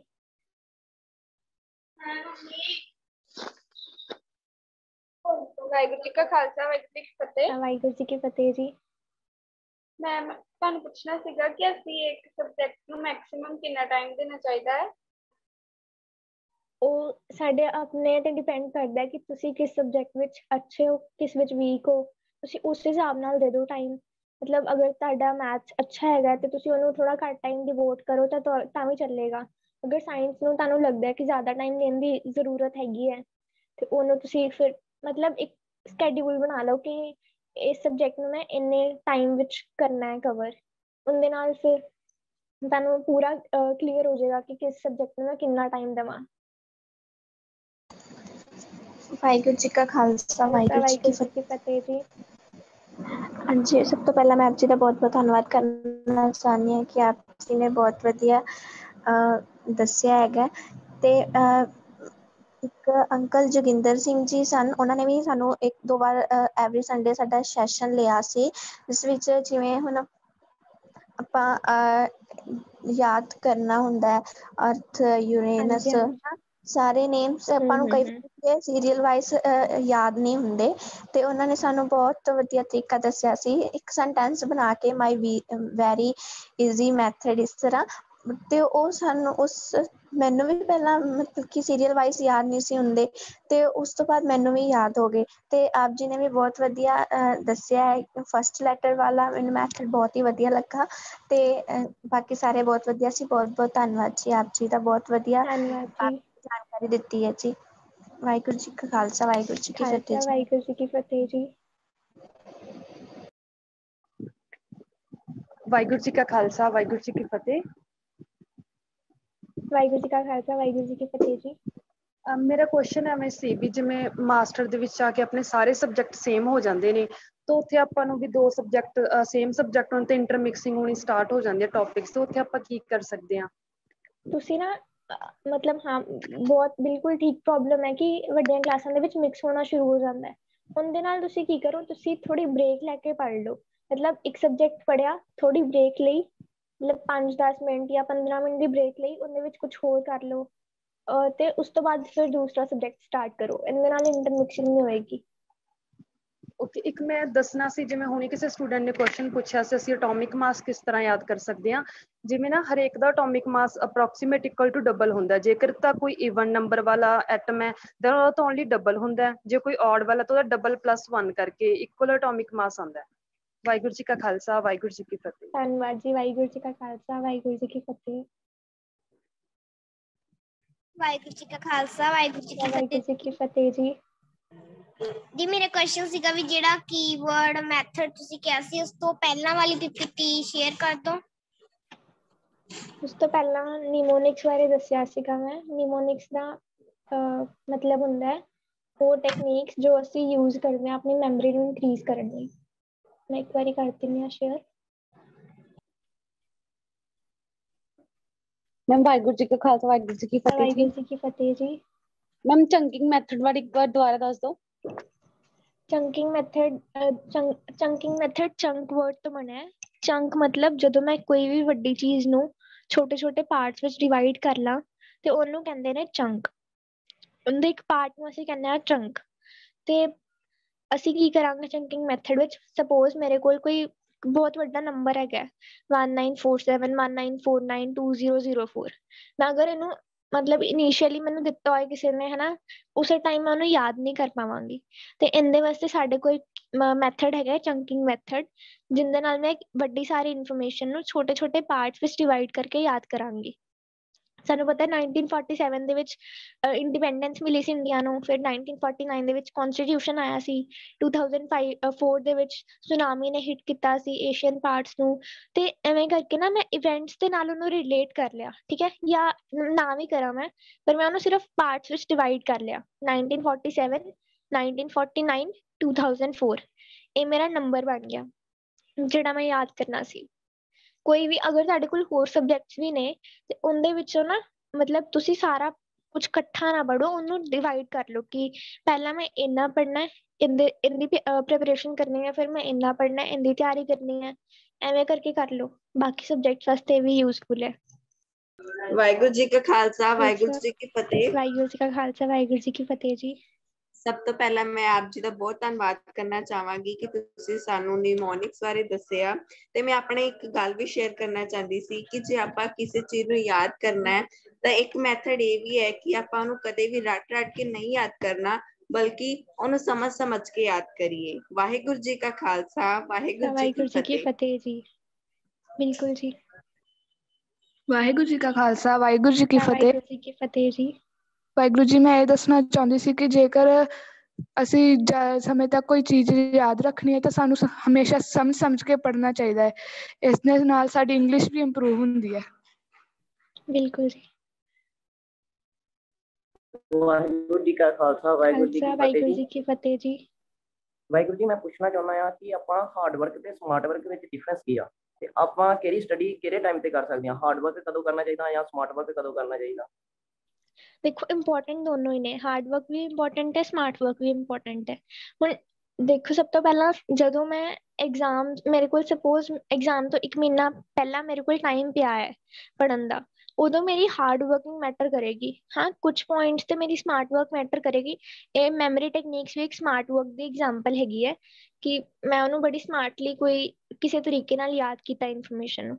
ਪਰ ਜਦ ਤੱਕ ਅਸੀਂ ਹਾਰਡ ਵਰਕ ਤੇ ਸਮਾਰਟ ਵਰਕ ਨੂੰ ਇਕੱਠਾ ਨਹੀਂ ਕਰਾਂਗੇ ਨਾ, ਉਦੋਂ ਤੱਕ ਕੋਈ ਵੀ ਇਨਫੋਰਮੇਸ਼ਨ ਯਾਦ ਕੀਤੀ ਜਾਂ ਕੋਈ ਵੀ ਕੰਮ ਕੀਤਾ ਸਾਡਾ ਓਨਾ ਐਫੀਸ਼ੀਐਂਟਲੀ ਨਹੀਂ ਹੋ ਪਾਏਗਾ। ਓਨੀ ਐਫੀਸ਼ੀਐਂਟਲੀ ਅਸੀਂ ਕਿਸੇ ਕੰਮ ਨੂੰ ਕਰ ਨਹੀਂ ਪਾਵਾਂਗੇ। ਇਸ ਕਰਕੇ ਹੁਣ ਐਗਜ਼ਾਮ ਤੋਂ ਪਹਿਲਾਂ ਮੇਰੇ ਕੋਲ ਟਾਈਮ ਹੈਗਾ, ਬਹੁਤ ਟਾਈਮ ਹੈ, ਉਦੋਂ ਮੈਂ ਹਾਰਡ ਵਰਕ ਵੀ ਕਰਨਾ ਹੈ, ਸਮਾਰਟ ਵਰਕ ਵੀ ਕਰਨਾ ਹੈ। ਪਰ ਐਂਡ ਟਾਈਮ ਤੇ ਆ ਕੇ ਸਪੋਜ਼ ਮੇਰੇ ਕੋਲ ਸਿਰਫ ਕੁਝ ਘੰਟੇ ਨੇ ਐਗਜ਼ਾਮ ਦੀ ਪ੍ਰੀਪਰੇਸ਼ਨ ਵਾਸਤੇ, ਉਦੋਂ ਮੈਂ ਕੀ ਕਰਾਂਗੀ? ਉਦੋਂ ਮੇਰਾ ਸਮਾਰਟ ਵਰਕ ਜ਼ਿਆਦਾ ਕੰਮ ਕਰੇਗਾ। ਪਹਿਲਾਂ ਮੇਰਾ ਹਾਰਡ ਵਰਕ ਜ਼ਿਆਦਾ ਕੰਮ ਕਰ ਰਿਹਾ ਸੀ, ਹੁਣ ਮੇਰਾ ਸਮਾਰਟ ਵਰਕ ਜ਼ਿਆਦਾ ਕੰਮ ਕਰ ਰਿਹਾ। ਸੋ ਇਹ ਡਿਫਰੈਂਸ ਹੈਗਾ ਦੋਨਾਂ ਦੇ ਵਿੱਚ ਕਿ ਮੈਂ ਕਿਸੇ ਚੀਜ਼ ਨੂੰ ਕਿੰਨੇ ਹਾਰਡ ਵਰਕਿੰਗ ਤਰੀਕੇ ਨਾਲ ਕਰ ਰਿਹਾ, ਮਤਲਬ ਕਿੰਨੇ ਮਿਹਨਤ ਨਾਲ ਕਰ ਰਹੀ ਹਾਂ, ਤੇ ਦੂਸਰੀ ਚੀਜ਼ ਕਿ ਮੈਂ ਕਿਸੇ ਕੰਮ ਨੂੰ ਕਿੰਨੇ ਸਮਾਰਟਲੀ ਕਰ ਰਹੀ ਹਾਂ। ਓਕੇ, ਧੰਨਵਾਦ। ਧੰਨਵਾਦ ਜੀ। ਵਾਹਿਗੁਰੂ ਜੀ ਕਾ ਖਾਲਸਾ, ਵਾਹਿਗੁਰੂ ਜੀ ਕੀ ਫਤਿਹ। ਵਾਹਿਗੁਰੂ ਜੀ ਕਾ ਖਾਲਸਾ, ਵਾਹਿਗੁਰੂ ਜੀ ਕੀ ਫਤਿਹ। ਵਾਹਿਗੁਰੂ ਜੀ ਕਾ ਖਾਲਸਾ, ਵਾਹਿਗੁਰੂ ਜੀ ਕੀ ਫਤਿਹ ਜੀ। ਵਾਹਿਗੁਰੂ ਜੀ, ਮੇਰਾ ਕੁਐਸਚਨ ਸੀ ਕਿ ਜਿਸ ਤਰ੍ਹਾਂ ਆਪਣੀ ਵੱਡੀਆਂ ਕਲਾਸਾਂ 'ਚ ਲੈਂਥੀ ਚੈਪਟਰਸ ਹੁੰਦੇ ਆ 15-20 ਪੇਜਸ ਦੇ, ਤੇ ਉਹ ਆਪਾਂ ਕਿਸ ਤਰ੍ਹਾਂ ਯਾਦ ਰੱਖ ਸਕਦੇ ਹਾਂ? ਤੇ ਨਾਲੇ ਜਦੋਂ ਐਗਜ਼ਾਮ ਹੁੰਦਾ ਵਾ ਉਦੋਂ ਸਾਰੇ ਚੈਪਟਰ ਮਤਲਬ ਰਿਵੀਜ਼ਨ ਜਿਹੜੀ ਆਪਣੀ ਵਧੀਆ ਤਰੀਕੇ ਨਾਲ ਹੋ ਸਕੇ। ਵੱਡੀਆਂ ਕਲਾਸਿਸ ਵਿੱਚ ਜੋ ਤੁਹਾਡੇ ਸਭ ਤੋਂ ਜ਼ਿਆਦਾ ਚੀਜ਼ ਕੰਮ ਆਏਗੀ ਨਾ, ਉਹ ਹੋਏਗਾ ਕਿ ਤੁਹਾਨੂੰ ਕਨਸੈਪਟ ਕਲੈਰਿਟੀ ਕਿੰਨੀ ਹੈ। ਹੁਣ ਤੁਸੀਂ ਸਿਰਫ ਸਪੋਜ਼ ਤੁਸੀਂ ਚੈਪਟਰ ਤੇ ਸਿਰਫ ਰੱਟੇ ਮਾਰ ਰਹੇ ਹੋ, ਤੁਹਾਨੂੰ ਕਨਸੈਪਟ ਕੁਝ ਵੀ ਨਹੀਂ ਪਤਾ। ਹੁਣ ਜੇ ਉਸ ਚੈਪਟਰ 'ਚੋਂ ਕੁਝ ਹੋਰ ਕੋਈ ਨਵਾਂ ਕੁਐਸਚਨ ਆ ਗਿਆ, ਤੁਸੀਂ ਉਹਦਾ ਆਨਸਰ ਨਹੀਂ ਦੇ ਪਾਓਗੇ। ਇਸ ਕਰਕੇ ਸਭ ਤੋਂ ਪਹਿਲੀ ਚੀਜ਼ ਹੁੰਦੀ ਹੈ ਕਿ ਜਿੰਨਾ ਵੱਡੇ ਤੋਂ ਵੱਡਾ ਚੈਪਟਰ ਹੋਏ ਨਾ, ਉਹਦੀ ਕਨਸੈਪਟ ਕਲੈਰਿਟੀ ਜ਼ਰੂਰੀ ਹੈ। ਠੀਕ ਹੈ, ਉਹਦੀ ਕਨਸੈਪਟ ਕਲੈਰਿਟੀ ਸਭ ਤੋਂ ਪਹਿਲੀ ਚੀਜ਼ ਮੈਟਰ ਕਰਦੀ ਹੈ। ਦੂਸਰੀ ਕਰਦੀ ਹੈ ਕਿ ਤੁਸੀਂ ਉਹਨੂੰ ਕਿੰਨੀ ਵਾਰ ਰਿਵਾਈਜ਼ ਕੀਤਾ ਹੋਇਆ ਹੈ, ਕਿੰਨੀ ਵਾਰ ਤੁਹਾਨੂੰ ਮਤਲਬ ਪਤਾ ਹੈ ਕਿ ਤੁਸੀਂ ਇੰਨੀ ਵਾਰ ਉਹਨੂੰ ਰਿਵਾਈਜ਼ ਕੀਤਾ ਹੈ। ਉਹਦੇ ਨਾਲ ਤੁਹਾਡੀ ਮੈਮਰੀ ਵਿੱਚ ਜ਼ਿਆਦਾ ਟਾਈਮ ਸਟੋਰ ਰਹੇਗਾ। ਲੈਂਥੀ ਚੈਪਟਰਸ ਜਾਂ ਛੋਟੇ ਚੈਪਟਰਸ ਇਹ ਮੈਟਰ ਨਹੀਂ ਕਰਦਾ। ਮੈਟਰ ਕੀ ਕਰਦਾ ਹੈ ਕਿ ਸਾਡੀ ਕਨਸੈਪਟ ਕਲੈਰਿਟੀ ਕਿੰਨੀ ਹੈ ਤੇ ਮੈਂ ਉਹਨੂੰ ਕਿੰਨੀ ਵਾਰ ਰਿਵਾਈਜ਼ ਕੀਤਾ ਹੋਇਆ ਹੈ। ਹਾਂਜੀ, ਤੇ ਵਾਹਿਗੁਰੂ ਜੀ, ਆਪਾਂ ਨੂੰ ਨੋਟਸ ਬਣਾਉਣੇ ਚਾਹੀਦੇ ਹਰ ਇੱਕ ਸਬਜੈਕਟ ਦੇ? ਉਹ ਡਿਪੈਂਡ ਕਰਦਾ ਕਿ ਮਤਲਬ ਤੁਹਾਨੂੰ ਕਿਵੇਂ ਕੋਈ ਚੀਜ਼ ਯਾਦ ਰਹਿੰਦੀ ਹੈ। ਹੁਣ ਮੈਂ ਨੋਟਸ ਬਣਾ ਕੇ ਜ਼ਿਆਦਾ ਨਹੀਂ ਪੜ੍ਹ ਸਕਦੀ ਉਹਨਾਂ ਤੋਂ, ਮੈਨੂੰ ਬੁੱਕ ਤੋਂ ਜ਼ਿਆਦਾ ਪੜ੍ਹਨਾ ਠੀਕ, ਮੈਨੂੰ ਬੁੱਕ ਤੋਂ ਪੜ੍ਹਨਾ ਜ਼ਿਆਦਾ ਠੀਕ ਲੱਗਦਾ ਹੈ। ਹੁਣ ਕਈਆਂ ਵਾਸਤੇ ਹੋਏਗਾ ਕਿ ਉਹ ਸਿਰਫ ਪੜ੍ਹਦੇ ਹੀ ਨੋਟਸ ਤੋਂ ਨੇ। ਸੋ ਇਹ ਆਪਣੇ ਤੇ ਡਿਪੈਂਡ ਕਰਦਾ ਹੈ ਕਿਵੇਂ ਤੁਹਾਨੂੰ ਯਾਦ ਹੁੰਦਾ ਹੈ, ਕੋਈ ਵੀ ਚੀਜ਼ ਕਿਵੇਂ ਯਾਦ ਹੁੰਦੀ ਹੈ ਤੁਹਾਨੂੰ। ਹਾਂਜੀ, ਥੈਂਕ ਯੂ। ਵਾਹਿਗੁਰੂ ਜੀ ਕਾ ਖਾਲਸਾ, ਵਾਹਿਗੁਰੂ ਜੀ ਕੀ ਫਤਿਹ। ਵਾਹਿਗੁਰੂ ਜੀ ਕੀ ਫਤਿਹ ਜੀ।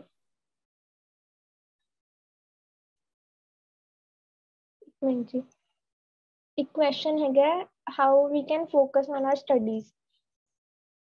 ਸਭ ਤੋਂ ਪਹਿਲੀ ਚੀਜ਼ ਹੁੰਦੀ ਹੈ ਫੋਕਸ, ਮਤਲਬ ਅਸੀਂ ਆਪਣੀ ਸਟੱਡੀ ਤੇ ਫੋਕਸ ਕਰਨਾ ਹੈ ਤਾਂ ਸਭ ਤੋਂ ਪਹਿਲੀ ਚੀਜ਼ ਹੈ ਕਿ ਅਸੀਂ ਉਹਨੂੰ ਪੂਰੇ ਮਤਲਬ ਆਪਣੀ ਪੂਰੀ ਕੰਸਨਟ੍ਰੇਸ਼ਨ ਨਾਲ ਪੂਰਾ ਦਿਲ ਲਗਾ ਕੇ ਪੜ੍ਹੀਏ ਕਿ ਮੈਂ ਅੰਦਰੋਂ ਡਿਟਰਮਾਈਂਡ ਹੋਣੀ ਚਾਹੀਦੀ ਹਾਂ ਕਿ ਜੋ ਮੈਂ ਪੜ੍ਹ ਰਹੀ ਹਾਂ ਉਹ ਮੈਂ ਪੜ੍ਹਨਾ ਹੈਗਾ, ਤੇ ਉਹਦੇ ਨਾਲ ਮੇਰਾ ਫੋਕਸ ਆਪਣੇ ਆਪ ਬਣ ਜਾਏਗਾ। ਜੇ ਮੈਂ ਅੰਦਰੋਂ ਦੀ ਮੋਟੀਵੇਟਿਡ ਨਹੀਂ ਆ ਕੁਛ ਵੀ ਪੜ੍ਹਨ ਲਈ, ਤੇ ਭਾਵੇਂ ਮੈਂ ਜਿੰਨੀ ਮਰਜ਼ੀ ਬਾਹਰੋਂ ਦੀ ਮਿਹਨਤ ਕਰ ਲਾਂ ਪੜ੍ਹਨ ਲਈ, ਉਹ ਓਨੀ ਐਫੀਸ਼ੀਐਂਟਲੀ ਨਹੀਂ ਹੋ ਪਾਏਗਾ।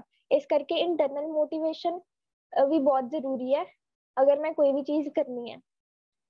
ਫੋਕਸ ਕਰਨ ਲਈ ਅਸੀਂ ਸਾਡੀ ਇੰਟਰਨਲ ਮੋਟੀਵੇਸ਼ਨ ਤੇ ਐਕਸਟਰਨਲੀ ਅਸੀਂ ਕਿੰਨੇ ਫਿਟ ਹੈਗੇ ਹਾਂ, ਦੋਨੋਂ ਮੈਟਰ ਕਰਦਾ ਹੈ।